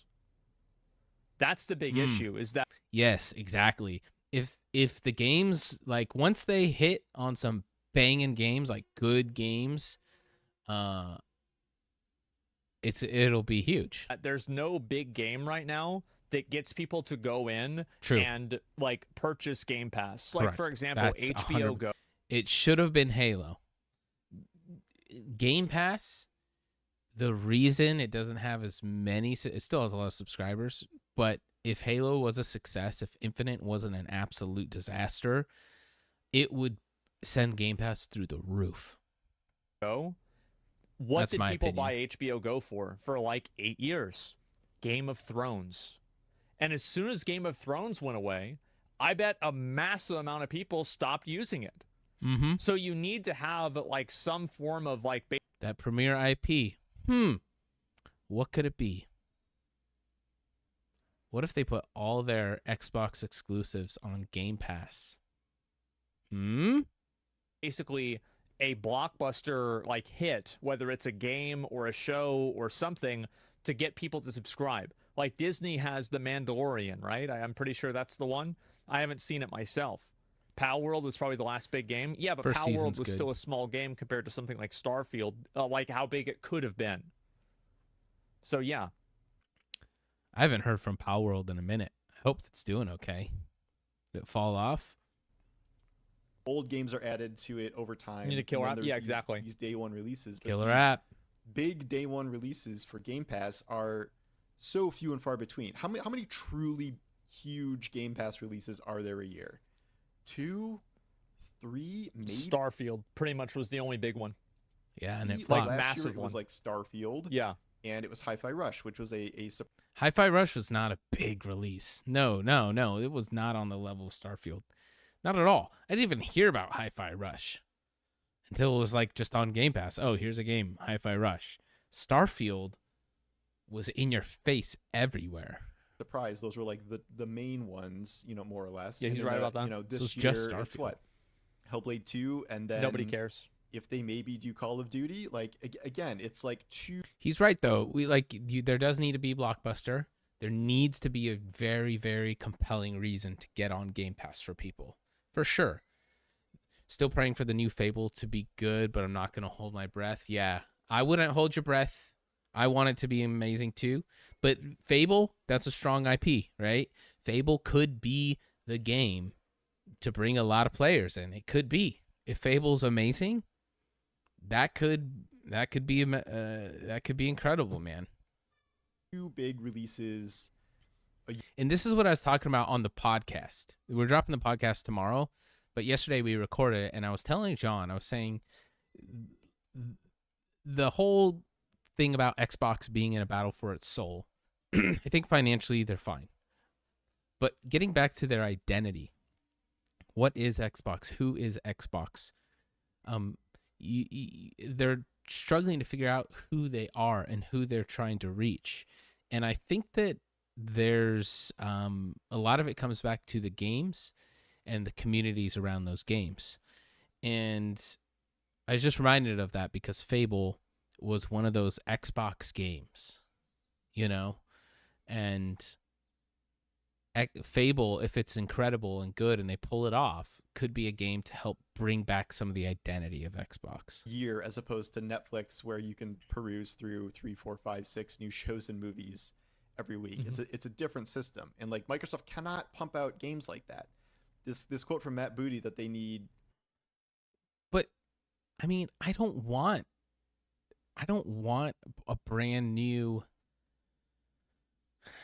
you know, like big 60-hour game every week. You know, no one can keep up with that. I don't want that. So I don't expect it to be like Netflix. I can turn on Netflix and every week, and because I can watch a 90-minute movie, that's fine. But I don't want, like, I think once a month dropping 12 or 10 games is amazing. And if I can get to play 1, 2, maybe 3 of those, that's insane. That's great. You know, smaller games that are big hits, like, you're not turning around games in, 14 months. Well, that's making them try to compete with Steam, and there's Well, they no don't way they need can to. compete with Steam for like game publishing. There's no chance. Like, and I think that if they could do that, like if Xbox Game Pass could actually compete with Steam and have like competitive uploads onto Game Pass all the time, I think that it would be way better. But I don't know what the infrastructure for that would even look like. Or like a year and a half, like even these, and also like the other problem with Game Pass is that Game Pass is designed in a way that's beneficial for the people who make Game Pass, where like there's like advertisements and shit all over it. It's really annoying. Whereas Steam doesn't have that. Steam is completely consumer first. All games, Hi-Fi Rush took 4 or 5 years. I don't use Steam that Something much. that just seems like, oh, this is a fun project by like a couple of dudes, like Power World. Yeah. Power World still took 3 years. Like, well, a really good example of this is the Animal Well. It's like the recent game that Donkey published. Like that's the kind of game that Game Pass needs to have more of, that come out very regularly, so it gives people like that fresh new thing that they can try out that just popped off. And if there's no money that's being spent there, then it's going to be so easy for somebody to just, oh wow, it's a new game, I'm going to try this new game out.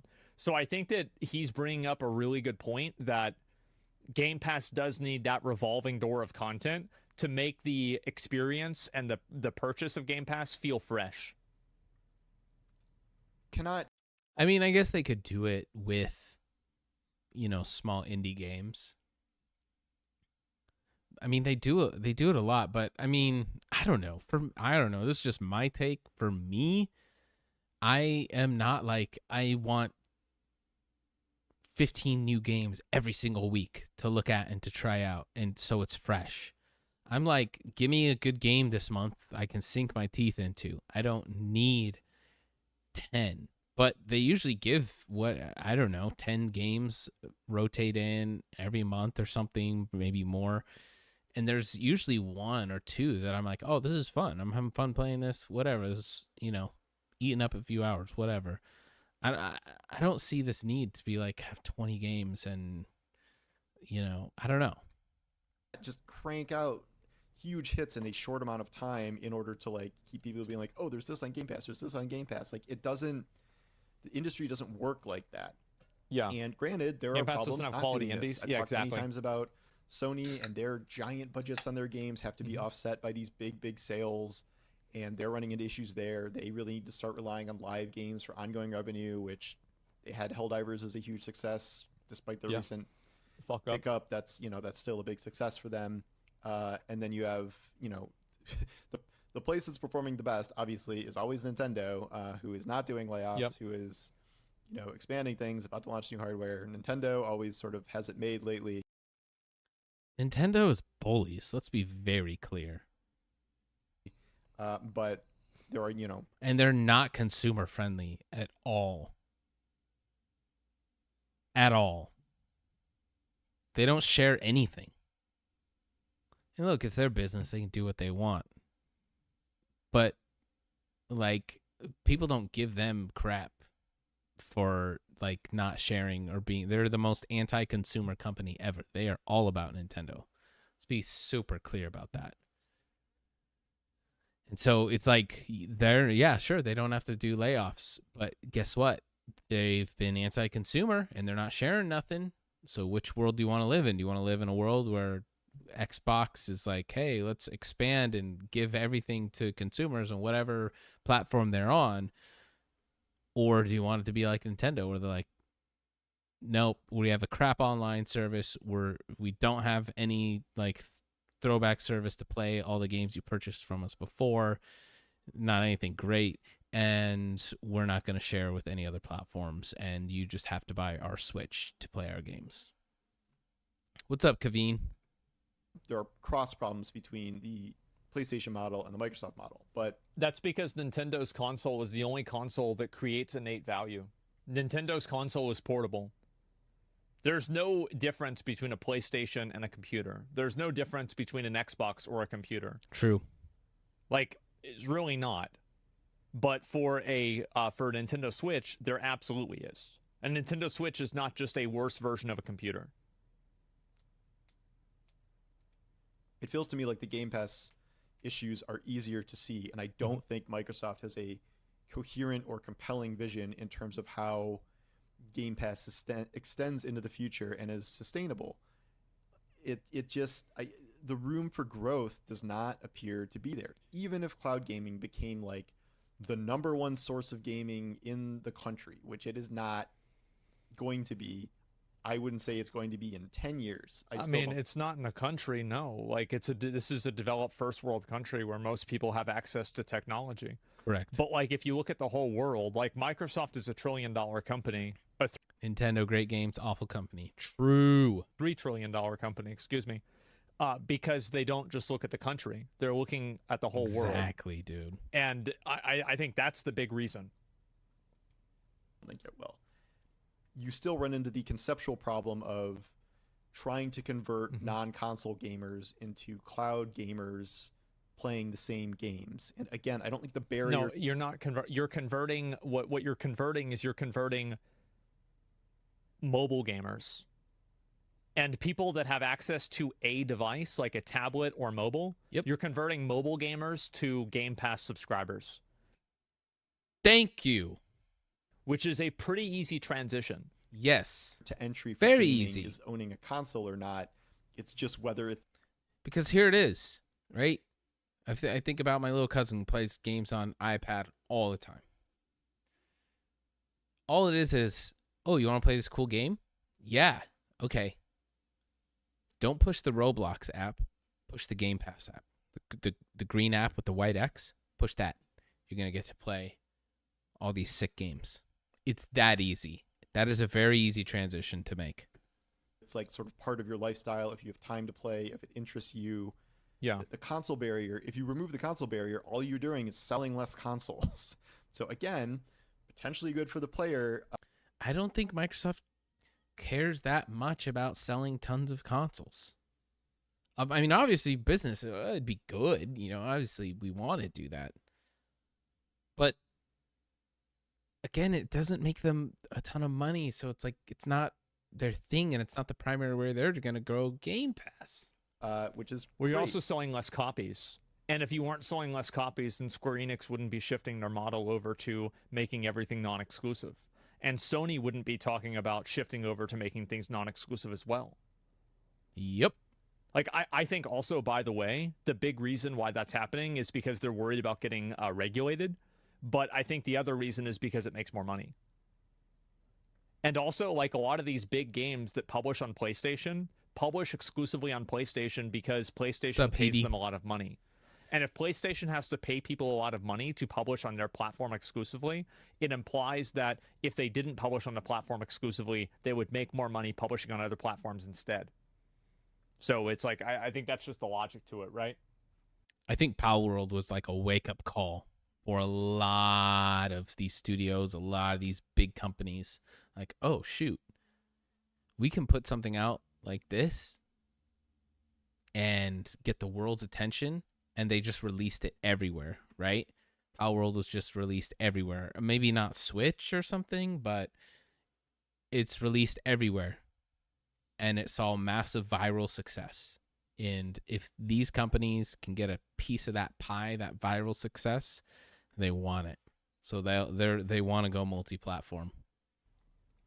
But as a strategy for Microsoft, not great. And even if things, seem player forward, if they end up hurting the games, hurting development, hurting the developers, causing layoffs, causing brand trust erosion. The truth is we don't know how any and all of this is going to play out. We just don't know. The economy could collapse in a year's time or whatever, and we could go into a Great Depression.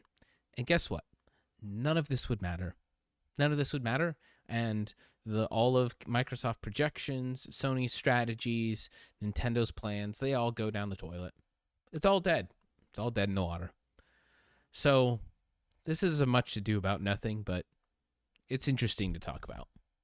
It's not good, ultimately, for everybody. So I think that it's very hard to say that the way that the studios are run will actually affect gamers. I think that he has a good point, and I think this does, like, whenever it is an extreme example, like the best extreme example I can think of is Blizzard in 2021, whenever Shadowlands basically turned into, like, the entire company went AFK to deal with the sexual harassment lawsuit stuff that happened in California. Like, that definitely is that bad, but I don't think that the average consumer and the average Xbox gamer or Game Pass subscriber really cares about anything other than the value proposition for Game Pass. Correct. Like, if you were to interview, I would say 10,000 Game Pass or 1,000 Game Pass subscribers He's 100% randomly. Right. The reason I say this is because this is like my friends. These are all my friends. I have a lot of friends who play Xbox. None of them care or know. They don't know I have an Xbox podcast. They don't know that I stream barely. They don't know what's going on with Xbox. They don't know what games are coming out. They barely know what's going on with the Xbox. Part of that is marketing has failed miserably. But the other part of that is they actually just don't care, and they have lives that they're living. They're working their jobs. They're raising their kids. They're married. They got things going on in their life that they just can't be bothered. Like, it's of no value to be invested in any of this. So he's right. It's the 1%, less than 1% that cares about any and all of this. I think that the majority of them probably would not even know what happened with Starfield. They wouldn't know what happened with, this recent thing with Hi-Fi Rush. Like, I would assume that less than 10%, if I had to guess, of Game Pass subscribers know anything more than a headline about Game Pass dropping the studio for Hi-Fi Rush. I think it's less. The only thing that the average consumer cares about is the direct value proposition of your product in real time to them at that exact moment. That's it. That's it. I don't know what they're doing over there. I don't think they know what they're doing over there. The fact that they're debating whether or not to put... I don't like it. It's been a good video so far. But I don't know. It seems like a stretch to look over at a multi-trillion-dollar company and be like, I don't think they know what they're doing over there. I don't think they have any clue. I don't know what they're doing. I don't think they know what they're... It's like they know what they're doing. They're trying for something. They're trying to execute a plan. Am I giving them too much credit? Am I really, like, Do we really think that this company that's growing by trillions of dollars, it's like, they don't know what they're doing. They don't have a plan. It's like, what basis do you have for that? You just feel bad about what's going on in the Xbox world, so you're just saying that? I don't know. Call of Duty on Game Pass. Who said that? Can someone link me that? Where there was an actual factual, real, tangible evidence for this debate happening. What I read was there was a rumor. It's like, there's supposed internal discussions about blah, blah, blah. That doesn't mean anything. Doesn't mean anything. Anyone could write that. But if an executive or someone was like, yeah, we're looking at the future of Call of Duty and what that means on Game Pass and whatever, then that means something. Then sure. I don't think that Microsoft is incompetent. No. I think that if we think they don't know what we're doing, they're thinking about it in a direction that we're not thinking of. I mean, right. by the way, I'm not like, I think Sony is like, PlayStation is a better value than Xbox. Like, I'm not a Xbox like super fanboy, but I don't think that they're stupid. I don't think Microsoft is stupid. I'm not a fanboy, but it's about to be announced in a month, and it's they just paid my $70 preferred billion console. for Activision Blizzard, where Call of Duty is their biggest series by far. Like, it's crazy that they would still like not have a coherent idea of what they're doing there. Who said? Were you in the meetings? I don't understand these people who talk like they're in the meetings. I don't like. They don't have an idea what they're doing. Were you in Kirkland? Were you in Reading last week, sitting down with the whole team? And they're like, "Oh, we don't know what we're doing. We don't know what we're doing. We got to come up with the plan for Call of Duty and Activision. We're not sure. We just made this acquisition for $70 billion. Not sure, though, what we're going to do about it.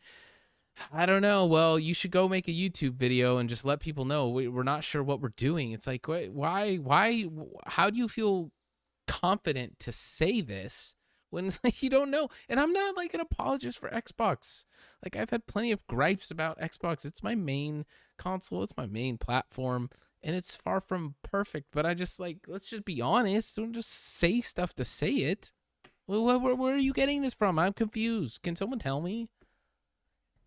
And this question extends to a number of games, like smaller games.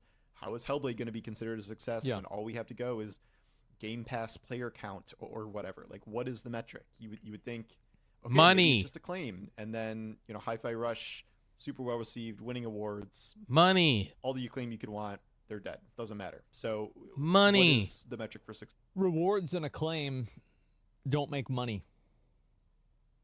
Money. The game probably didn't make enough money. Money. Who cares about how many game developers jerk each other off talking about how good the game is? Money. How many copies of the game did it sell? Money. How much money did it make? Thank you. We don't. Which, by the way, I still think that they made a mistake. I don't know why. Like, I mean, I don't know what their balance sheet is.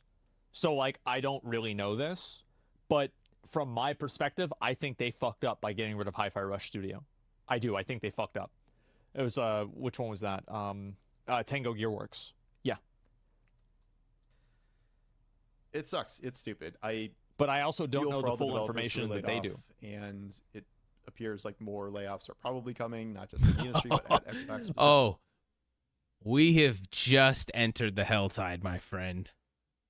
We have just entered the hell tide. It has just started. The timer has just started going down. We got 55 minutes of more of this, my friend. Have you seen the U.S. economy, brother? Oh, yeah. Specifically everywhere. And I'd say things are going to get worse. Here's another component to that. Like, was this guy a developer? I'm so sorry. Maybe I should know. I don't know. This is a reaction to a reaction video, but it looks like he's like on the verge of tears about this. I'm like, dude, this has been happening for years. All constantly happening for years. Why are we? It's like, it just sucks. Why are you so invested in Microsoft and Xbox, like emotionally? That's crazy to me. for example. Now, if you had a bunch of friends who worked at Tango and they got laid off, or you got laid off and a bunch of your friends got, I get that. Like, I'm not trying to, obviously the first thing in all this, we always say, It sucks for the developers. It sucks for the people who just make the games, yada, yada, yada. But I'm not emotionally invested in this stuff. So Duolingo is, let's see, I think it might have been here. I don't remember exactly when it happened. But I believe that whenever they made the announcement for some of the open AI changes, the stock price of this went down substantially. And you're seeing other companies that are getting the pinch because AI is encroaching on what their business model was. That's kind of crazy. And this is happening everywhere. It's not just like gaming, and that's my point, right? This is tech at a whole. He's right. Or they get better, but like I don't know. I It's just unavoidable. don't understand It is. what they're doing. I don't think leadership has been good during this whole time period. You don't think leadership has been good. We'll see. I would say the verdict's out. We're only truly going to know when it's all said and done, right? We can look back at Sega and Dreamcast now with clear vision of what happened, and we can say what happened. And we're not going to know. We're not going to know until, 10 years from now, 20 years from now, what the truth is. We can say what we think and what we feel, but we just won't know. We hope for the best, right? And I think there needs to be a change. Anyway, thanks for watching. Needs to be changed. What change? If you were put in charge of a billion-dollar company, what would you do? I don't know, dude. I just feel like it's very... And it's nothing against this guy. This is what like everyone's been saying. This video is an encapsulation of like 90%, 98% of the discourse around the last 2 weeks, where it's just like people are just saying, "Oh, I feel like I think this, I feel," and it's like, well, they close these studios, so I feel like da da da, and so that means I feel like leadership needs to be changed, and I think that this, and it's like no one's bringing. Well, look. These are the numbers for Tango. This is what they did in 2023. This is what they did 2022, 2021. Okay, this is the profit and loss of their company. This is their trajectory. They are on a decline. In 3 years' time, they will be insolvent. They will be out of business. So do we close them now or close them later? Right? If we had those numbers in front of us, we would be singing a different tune. And so I just think it's disingenuous, and people are like Drake when they're talking about Xbox and they're all up in their feelings. It's like, oh, let's just look at some data. Let's look at some facts. Let's look yeah, it sucks. Layoff sucks. And we don't like to look at things that seem to be like going backwards or downhill, but you have to take a step back and look at the big picture. And I don't think a lot of people are doing that. Maybe I'll get to Hades tomorrow. We'll see. It's a great game. Thank you. I'll talk to you later. Take care. So yeah, I figured I'd watch this video. Paul Tassi writes a lot of articles. I read them a lot. And so, he had a video. I figured I'd watch it and just take a look at it, see what he's got to say. I don't think that Xbox is stupid. I don't think they're being mismanaged either. No. I think that their plan is to capitalize on cloud gaming in probably 5 to 10 years and build an infrastructure around capitalizing on it now, so that whenever it actually comes out, they're using Game Pass probably as a break even or even a loss leader, so they can massively capitalize and completely own the market in the same way that they do with Windows for PCs right now. I think that's what their real plan is, and in my opinion, it's a good prediction. If that is what their plan is, I think it's a really good fucking plan. That's what I think. Square Enix had a ton of layoffs today too. Really? Nobody's talking about how Tango fucked up whenever they opted for a new IP instead of making their biggest sequel, Evil Within 3, which Phil wanted. Yeah, exactly. That's crazy. Microsoft been saying for years they want to expand Xbox into the Asian market. Then they go and shut down their only studio in Asia. Well, they just might not like that studio, right? I mean, they can just get another studio. It's not a big deal. Paul gave Starfield a 9.5. Hey, I don't know. Maybe he was playing another game, right? Maybe he thought he was playing No Man's Sky. They want first mover advantage on a subscribe to play platform based on mobile first. Exactly. This is like this guy in chat. Like, this is 100% where I think he's at. They want first mover advantage on a subscribe to play platform, because you see that that's what happened with Netflix. And Netflix has such a massive advantage over every other place. There's a video, by the way. Make sure to give it a like. And yeah, Xbox and Game Pass is failing. I don't think that it is. No, I don't think so either. I do not think so. Just in again, we were talking about thinking and feeling.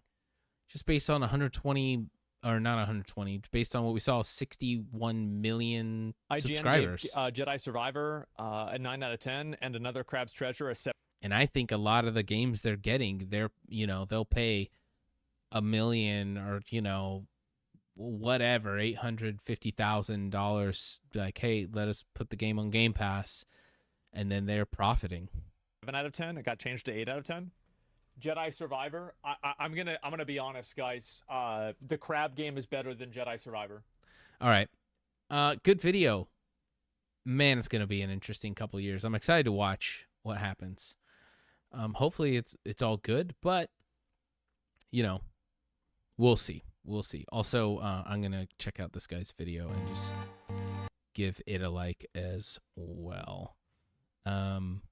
Yeah, interesting stuff. We'll see what happens. Okay. Well. Oh gosh. Okay. Should we go one more?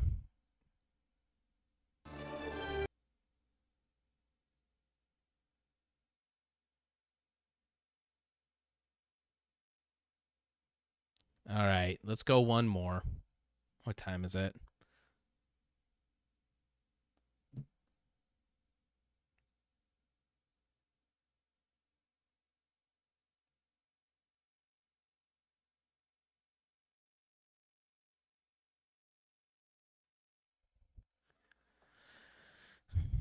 Okay. This is the mistake that cost Xbox everything. More drama about Xbox, and hopefully I can summarize. If this video is what I think it's going to be, I can kind of summarize my thoughts on all of it in the last couple months. Here we go.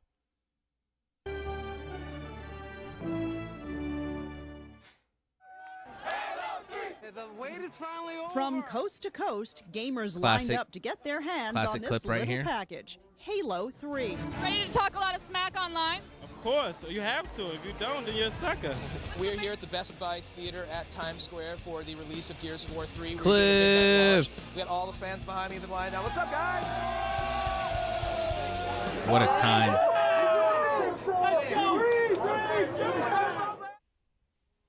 Xbox in recent times has had some pretty interesting developments. On one hand, their gaming revenue is up thanks to things like the Activision merger and Game Pass continuing to be a really good offering. But on the other hand, their hardware sales are trending downward in a pretty bad way. Add on top of this the recent announcement of specific Xbox consoles have never been profitable. We know this. It's to get people in the ecosystem. Games being ported to the PlayStation and Switch, and it seems That's like fine. They make Xbox's money off that. long-term play as a console provider could be taking a back seat in favor of just being a game publisher. I mean, look, it's just a PC anyways. Path, another games company. Hold on. See, okay. Look. Everyone And Switch, and it seems like Xbox's long-term play I just as a want to pause console it on this provider Dreamcast could here. be taking a back seat in favor Cool of little just transition, being a though. game publisher. A path another games company went down back. Here's the thing. Sega and Microsoft are not the same. Because I know what he's going to say. This happened with Sega and Dreamcast and da-da-da-da-da. But if you look into the history of Sega and you look into the history of the Dreamcast and everything, and you look at the two cultures at play here and you look at Microsoft, it's apples and oranges. There's the only thing that's slightly similar is just like, oh yeah, one's like, it's like going to software. But here's the thing.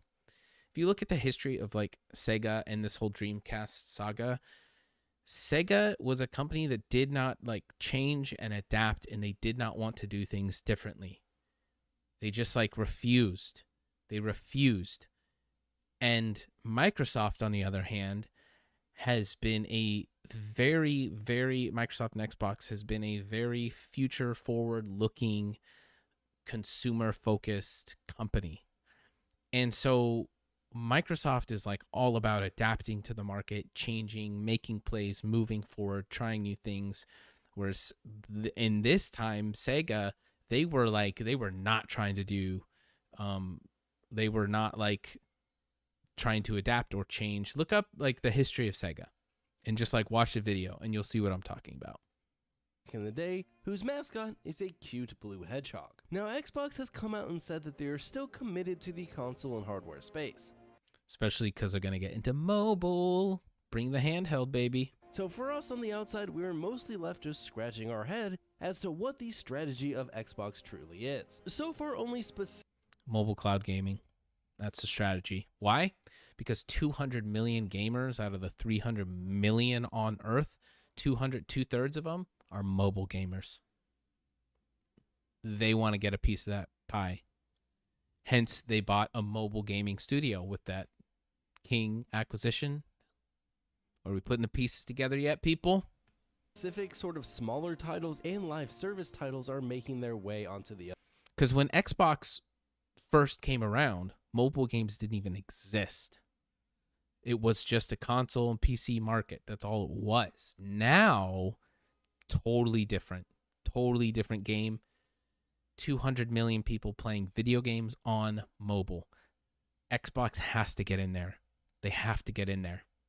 The other consoles. That's their plan. But who knows what the future could hold now that the floodgates are open. So while the future is up in the air for Xbox, what we do know is what happened in the past. Though we can always argue what caused where we're at today. At one point during the 7th generation, it seemed like Xbox had finally carved out its spot, especially in places like North and South America.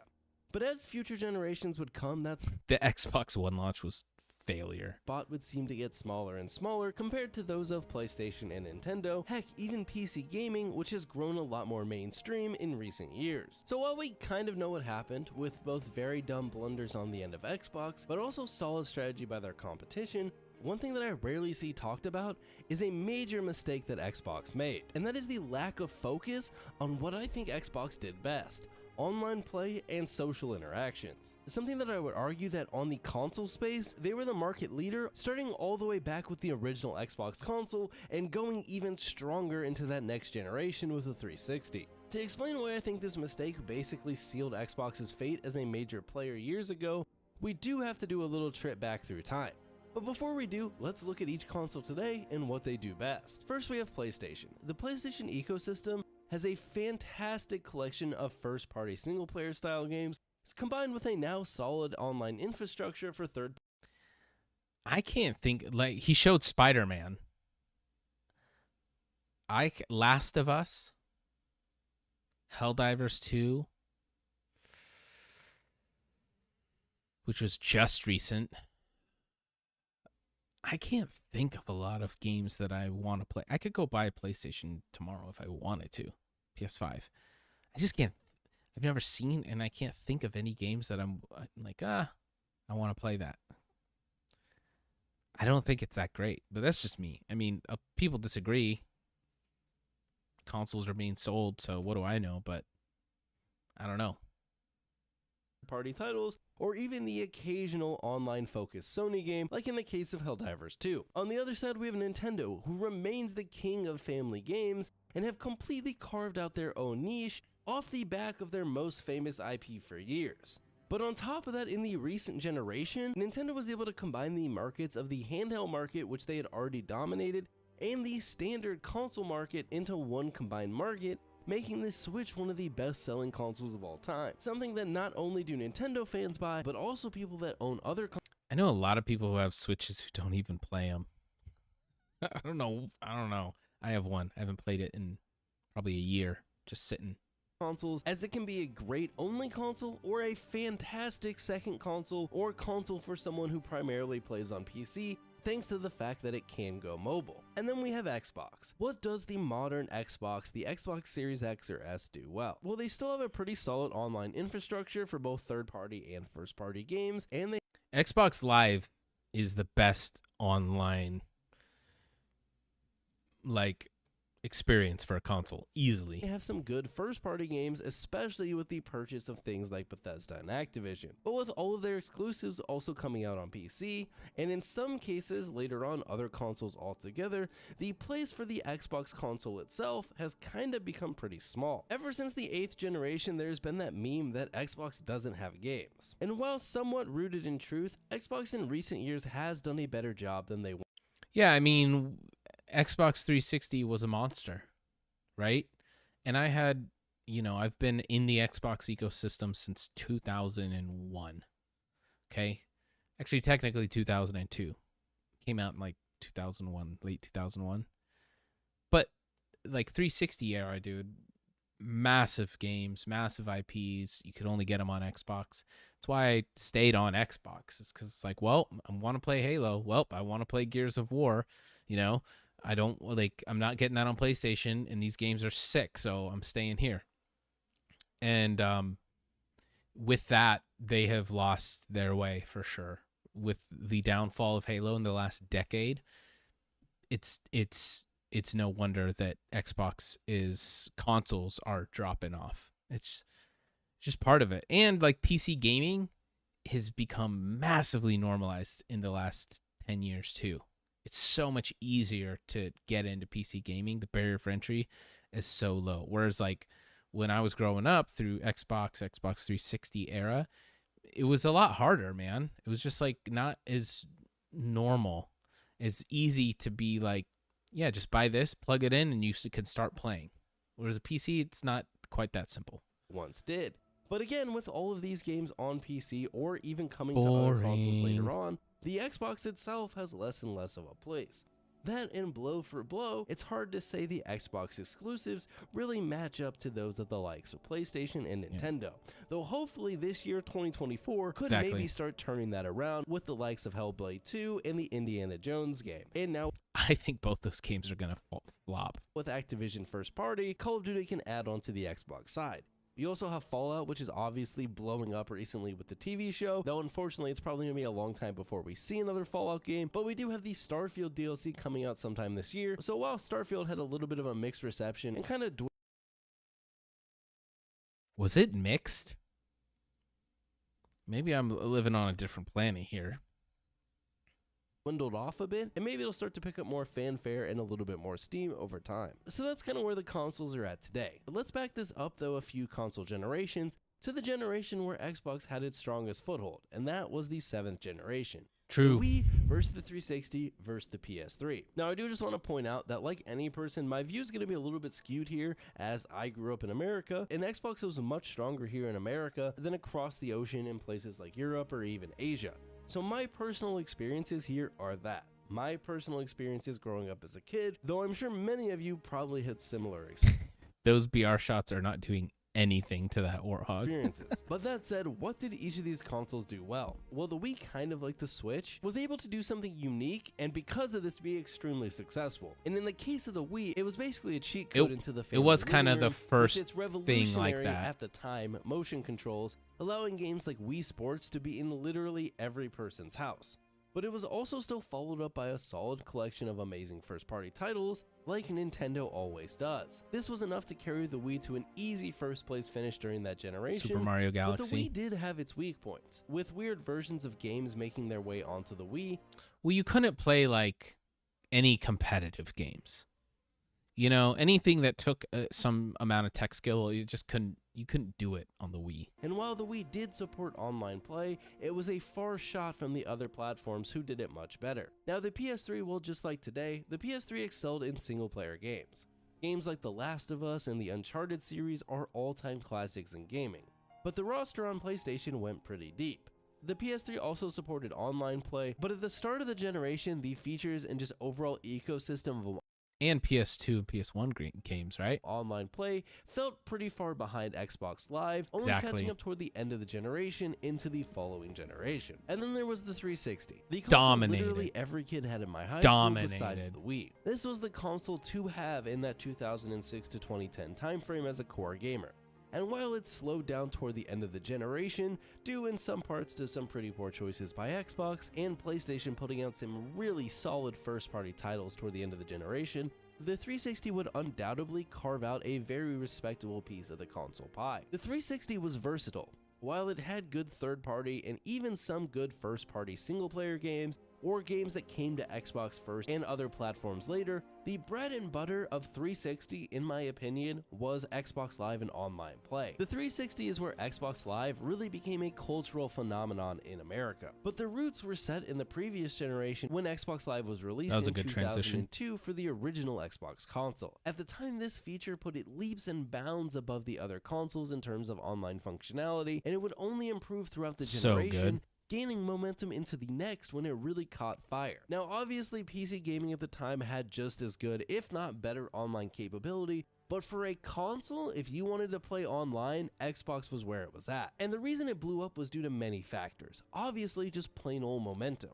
While the functionality for Xbox Live began back in 2002, but 360 on Xbox Live was so good, man. Like, party chat and like all the interface and sending messages and voice messages, all that was, I mean, so ahead of its time. not only did it need time to improve a little bit, you also needed original Xbox Live was just like, it was cool because you could play online with friends. That's why it was cool. But other than that, there wasn't like too much. But 360, they amped it up big time. Killer apps to really blow it up. Games like Halo 2 toward the end of the Xbox generation would begin building the foundation for the later 360 titles to build on. Internet across the world, dude. Especially in America, also just got better as technology improved. In the early DSL? 2000s, broadband would begin to replace the much slower dial-up, and by the mid to late 2000s, most homes would make the switch, which meant much higher speeds and better connections to support online play. And last but not least, I kind of mentioned those killer apps. Well, the 360 generation had a whole slew of them. Obviously, games like Halo 3 led the charge here, but even titles like Gears of War were huge. These games look better than Halo Infinite, dude. I'll die on that hill. During this generation, both as a single-player campaign and a multiplayer title, but obviously one of the biggest was Call of Duty, which began to explode after Call of Duty 4 in 2007, and it would only continue to grow throughout the generation. COD 4, World at War, MW2, Blops, MW3, Blops 2. This 6-year run by Call of Duty is something that will never be matched in Call of Duty, and for all of these titles, the place to play was Xbox. What's funny is I was playing so much Halo and so much Gears of War, I never even touched COD. Never even touched it. I went from Medal of Honor to Halo, and then I never looked back.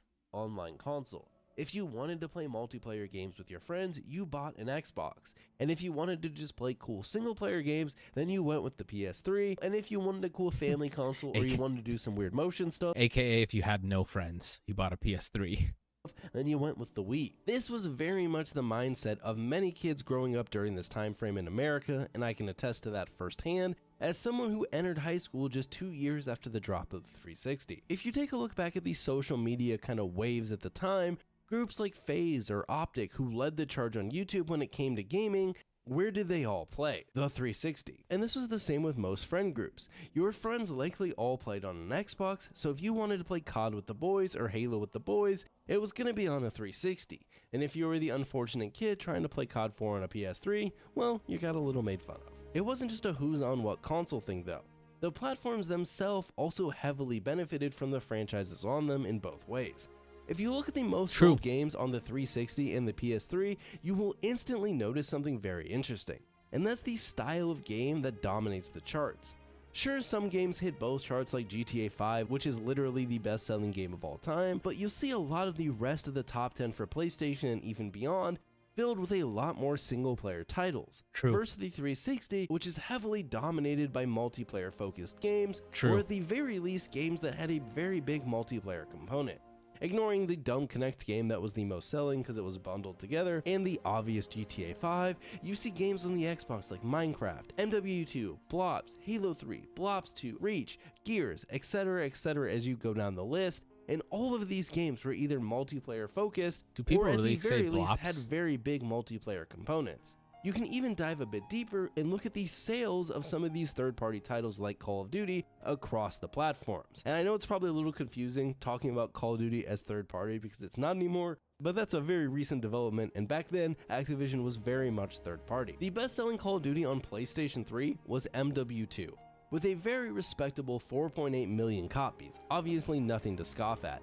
However, on the I've Xbox, never heard that not before, only is Blops. MW2 not the highest selling Call of Duty, even that one sold almost 3 times the amount on the 360. Now, it's very important to note here that during the 7th generation, Xbox had deals with Activision that brought things like map packs to the 360 first, something that we would later see flip around in the next generation, until obviously more recently when Microsoft just straight up bought Activision. It wasn't just Call of Duty though that made online on the Xbox special. Games like Halo 3 and even Gears to a lesser extent were cultural icons for the time. I mean, we have all seen the Halo 3 midnight release videos and all the coverage around it. It's hard to explain if you weren't around or gaming during those times, but at least for people, you know, here in America or in North and South America, Halo 3 and that run of Call of Duty games were the Fortnites of their time. Everyone played them, your friends, your classmates, your teachers, everyone you knew. These games were huge, and while they all sported very good campaigns, they also included very fleshed out and popular multiplayer modes that would continue to be played for years on end. But even if you take Call of Duty out of the equation, comparing these first-party Xbox titles like Gears and Halo to the PlayStation equivalents of the time when it comes to multiplayer, it's not even close. Sure, looks games like The Last of Us or even Uncharted had some pretty cool and underrated multiplayer modes, but they didn't hold a candle to the popularity and power of Look how peak buttery Halo and smooth Gears of that War. is, man. Xbox's unique selling point was that it was the console to get if you wanted to play online games. They even played into this by including a really crappy headset with the console to encourage online communication and hopping on. Look, man, I used one of those headsets for years, and I was fine and happy about it. One was as easy as plugging in an Ethernet cord or buying a wireless dongle if you were that unfortunate kid who had to play on Wi-Fi. And that unfortunate kid was me. I had to play on Brutal. Wi-Fi, which at first I stole from my neighbor's house because my Wi-Fi didn't reach up to my room from the basement. You even had these really cool social environments and games that were... I remember you could watch movies. I think this is what this is. You could watch movies together with your friends, like with your avatars. All built around community and online play. Netflix was on the Xbox, and you might not think it's anything special because like now you can watch Netflix on literally anything. But back then, as Netflix was also starting to explode, having a console that you could watch Netflix on was pretty cool, and Xbox took it a whole step further because you had this cool theater setting where you and your friends' avatars could all sit in the crowd and watch a movie or a TV show together. Then you had some of the Xbox arcade games like Doritos Crash Course or Marble 1 Blast vs. Ultra. 100, which were all of these online social games built around using your avatar and playing online with your friends and other people. While obviously something like Doritos Crash Course isn't going to sell a console, the abundance of cool online features that the 360 provided with Xbox Live was unmatched at the time. For sure. Everything from the UI to general functionality all favored Xbox Live when it came to online play. Xbox though messed up. Their unique selling point and lead was online play and games that featured very popular multiplayer modes. However, toward the end of the generation, you would start to see this That battle rifle, I can hear it right now. It sounds like straight up trash. I hate it. When we saw how badly it all went wrong. We all know the meme that was the Kinect, but we do have to be honest. Both Xbox and PlayStation wanted a piece of the motion control pie, and you can't deny the success that the... He's right. This is where they I mean, they were trying. We'll give them that. We'll give them credit for trying. But they were trying to do Wii things when they should have been trying to do Xbox things. It's my opinion. They thought it was going to like take off like AI when it really is just like, no, it's not really going anywhere. Marble Blast Gold on my dad's Mac was my childhood. Crispy! Kinect had. Good to see you, bro. It sold a boatload of units, and I bet off sales alone, it's probably considered a successful hardware accessory for the 360. However, its inclusion also had some very bad consequences that while short-term were beneficial to the ecosystem, in the long run, I think end up really hurting Xbox. The Xbox One console as a whole is one of the biggest blunders when it comes to marketing, from trying to pitch an online-only console, which is funny because I'm talking... Dude, do you guys remember that? Do you remember... with the first, they were like, you have to plug it into the internet to like turn it on or to get it working. Like the very first release of this was nuts. Talking about how Xbox's strength is doing good, online, Crispy. but they went a little too far with their How are pitch you at doing? first, making the console have DRM, so you couldn't do things like buy used games, and you had to connect online every so often, otherwise it just didn't work, to only shipping with a version that included the Kinect, making it more expensive than the PS4. Advanced Out of Kinect. the gate of that generation, the I never wanted any of that crap. I saw that and I was like, I don't want that crap. I just want the console. Xbox One got absolutely smoked. But the blunders had already begun prior to those announcements and decisions, and that was still during the 360 generation. To satisfy all the new Kinect owners, which like I mentioned sold a boatload, Xbox tasked many Look at him trying to play Fable on a freaking Kinect. It's just like, why, dude? Oh my gosh. It's so funny watching people try and play real games with Kinect controls or Wii controls. It's ridiculous. 2 weeks till grades. Let's go, baby. Finish of their strong. game studios to work on Kinect games instead of standard core games. A move which at the time made sense, but looking back makes the glaring Xbox doesn't have game memes even worse. Toward the end of the 7th generation, PlayStation had caught up.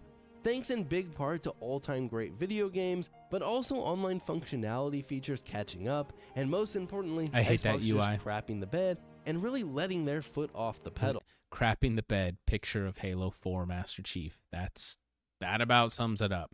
Xbox. That's where we've been, man. And part of the reason Xbox has been like falling off is literally because Halo is falling off. Xbox allowed its most important IP to slowly dwindle off over time, with basically no real replacement ever coming in. Correct. Halo began to He's fall off 100% toward the right. end of the 7th generation, with both trash Halo that is. Reach and even more so Halo 4 having mixed reception, followed by even worse reception to the games that came out during the 8th generation, with MCC probably being one of the worst AAA launches of all time, and then Halo.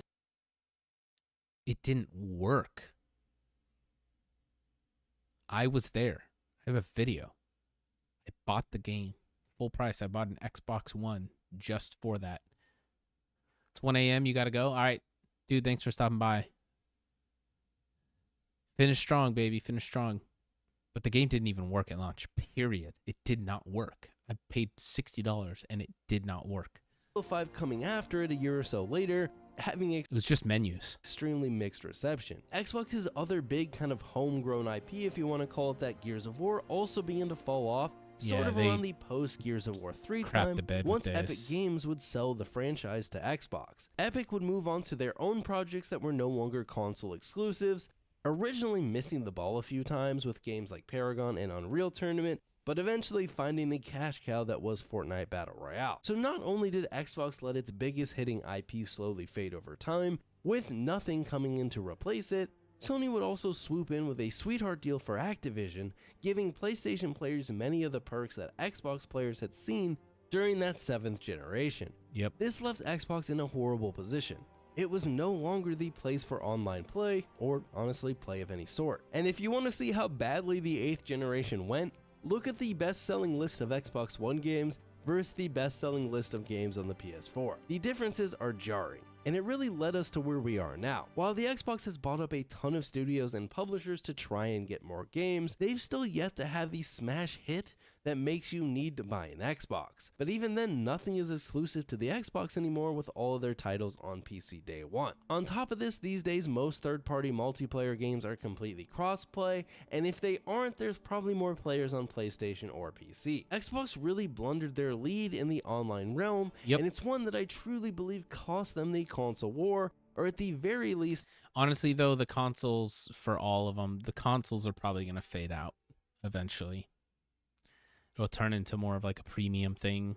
That was going to happen regardless, I think, with technology. Made the console war a lot less fun, as they were no longer a head-to-head competitor with the likes of PlayStation. These days, Xbox seems content just being a software provider, with a piece of hardware that you can buy if you want, but at one point, especially during that 7th generation, they really felt like a true hardware contender. I'd love to look at Xbox today as the multiplayer or live service platform, while letting PlayStation come in with those huge budget single player titles, and then have Nintendo off to the side printing their money and making sure to DMCA strike random PC mods as a pastime to keep the lawyers awake.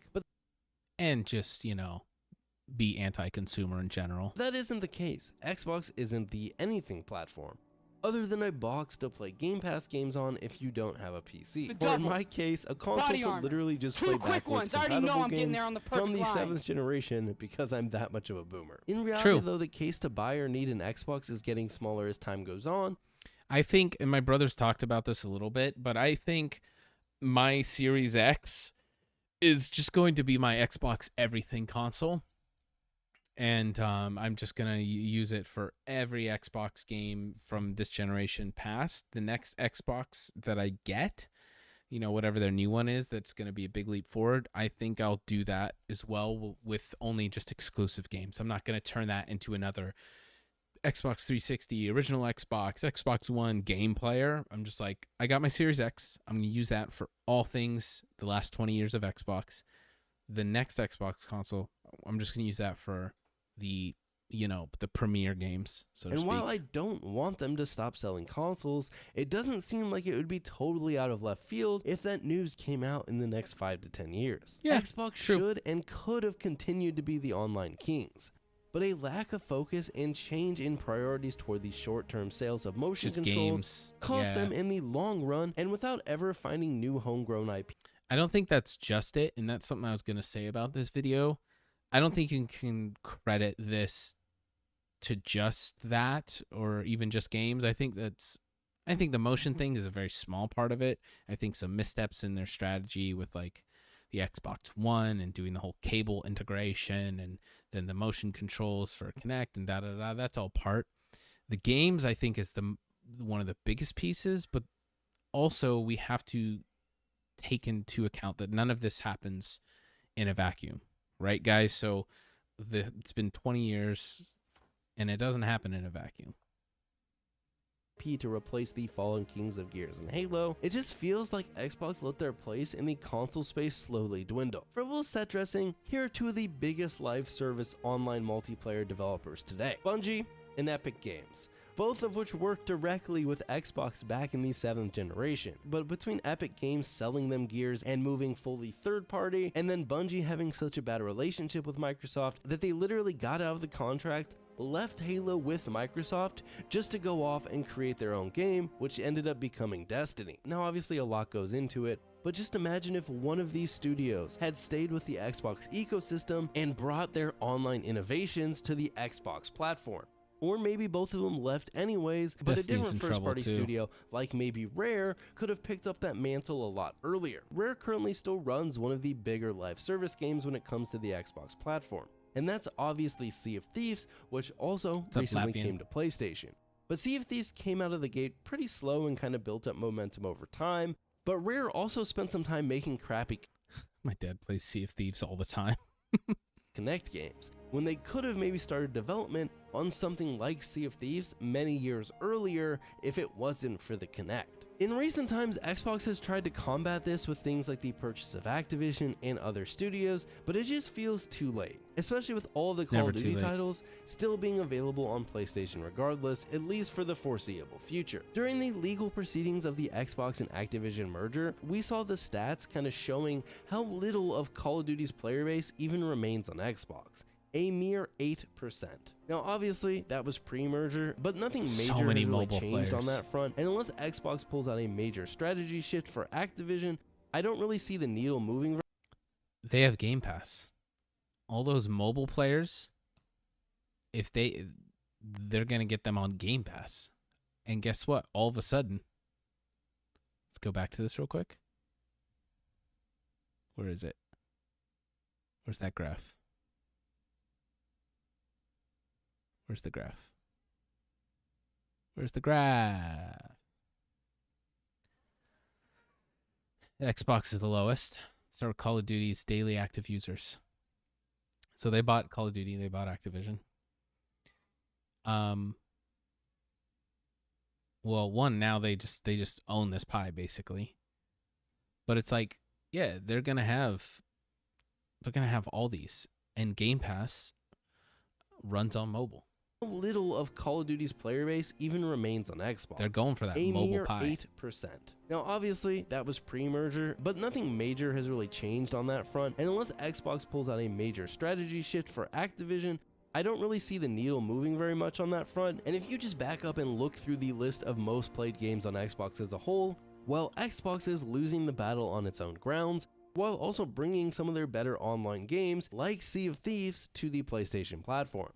Now, who knows what the future holds for Xbox, and I'll still be here as just a fan of video games who just wants more cool stuff to play. True. But I do wonder what the gaming landscape would have looked like today had Xbox maintained a focus on multiplayer games and functionality instead of whatever they did for...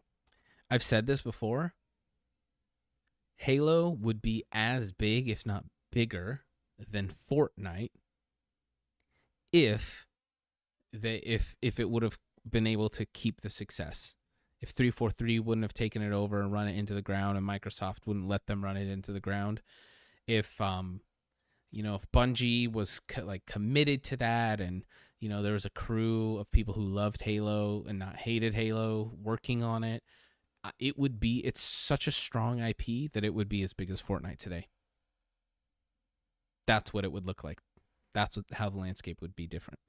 Like a generation and a half. These days it seems like they're really trying to go head to head with PlayStation with big budget single player titles. Starfield, Redfall, Lamau, the Indiana Jones game, Hellblade, etc, etc. But what if Xbox had diverted on their own and gone down their own path many years ago? The gaming landscape could be totally different and maybe a lot more fresh and unique. Obviously, who knows, that's just my opinion, but that's kind of where I'm at. I think Xbox should have maintained that focus on online games. Maybe that's because I'm biased and I love multiplayer games and I have so much nostalgia for those peak Xbox titles and just Xbox Live as a whole. But I do really think Xbox had a really big lead and they kind of just squandered it all. I just wanted to hop in while I was editing this because some really big Xbox news just dropped, and that was the shutdown of 4 of their studios. These were Arcane Austin, the developers behind Prey, and then more recently Redfall, Tango Gameworks, the developers behind The Evil Within, Ghostwire Tokyo, and most recently Hi-Fi Rush, and then Alpha Dog Studios and Roundhouse Studios. The one that's more surprising to me is Tango Gameworks. This is a studio that's really only made good games, and then Hi-Fi Rush was received a...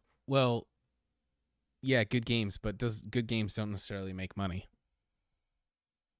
Extremely well, but apparently maybe it didn't sell very well because the game was on Game Pass and many people, me included, just played it through that. I think we're gonna have to kind of wait and see how this all plays out, but it does make you wonder if Game Pass is kind of screwing over some of these studios. No. Or maybe Microsoft and Xbox are just trying to cut costs wherever they can. I'm not too sure as I'm kind of editing this video, but they're just not building games that build communities and make money. But I wanted to throw it in because it is pretty big news, and I think this could end up having pretty big ramifications for the future of Xbox as sure, some ramifications, but the reason they did it is they want to focus all that money and manpower on games that are making money. That's why. As we wait and see how this plays out. I think is going to do it for the video. If you made it to the end, you're a legend. I appreciate you. I also want to give a big shout out to all the patrons over. Great video. The biggest thing with all this is that none of it's in a vacuum. So we can look at the last 20 years of Xbox, and if we're just like, well, this is what Xbox did here, and this is what they did here, and this is what happened, and then this is what they did, and this is what happened. That's all good, but they don't exist. Microsoft, Sony, Xbox, Nintendo, none of they don't exist in a vacuum. And so we have to take into account, what does the U.S. economy look like this time? What's going on in the world? What about, and he touched on it a little bit with the development of technology and internet and everything going on. Like, there is a massive, current events going on at all times through all these 2 decades. So you have to take that into consideration when you're talking about this. There's economies and recessions and all that stuff that affects how these companies make decisions, and all these things are massive factors that play in. And especially with the recent, all the Xbox news, no one's talking about everything. They're acting like it's all in a vacuum. And I'm like, well, no, let's actually look at the big picture. That's all I've ever been trying to say these past 2 weeks. Anyways, great video. Yeah, it'll be interesting days for Xbox, that's for sure. That is for sure. All right, guys. I'm gonna bounce up out of here. I love you all. Latvian, thanks for hanging out. I pinned your comment on the video clip. Nice. Love it. Feel free to clip anything and everything all you want. I'm gonna bounce. Run a couple errands. Use the bathroom. And we'll chat soon. Should I stream tomorrow? Let me know. Shoot me a message on X. Co, thanks for being here. Easy moderation day. Quiet chat, easy mod day for you. We'll see you soon. All right, guys. Peace out.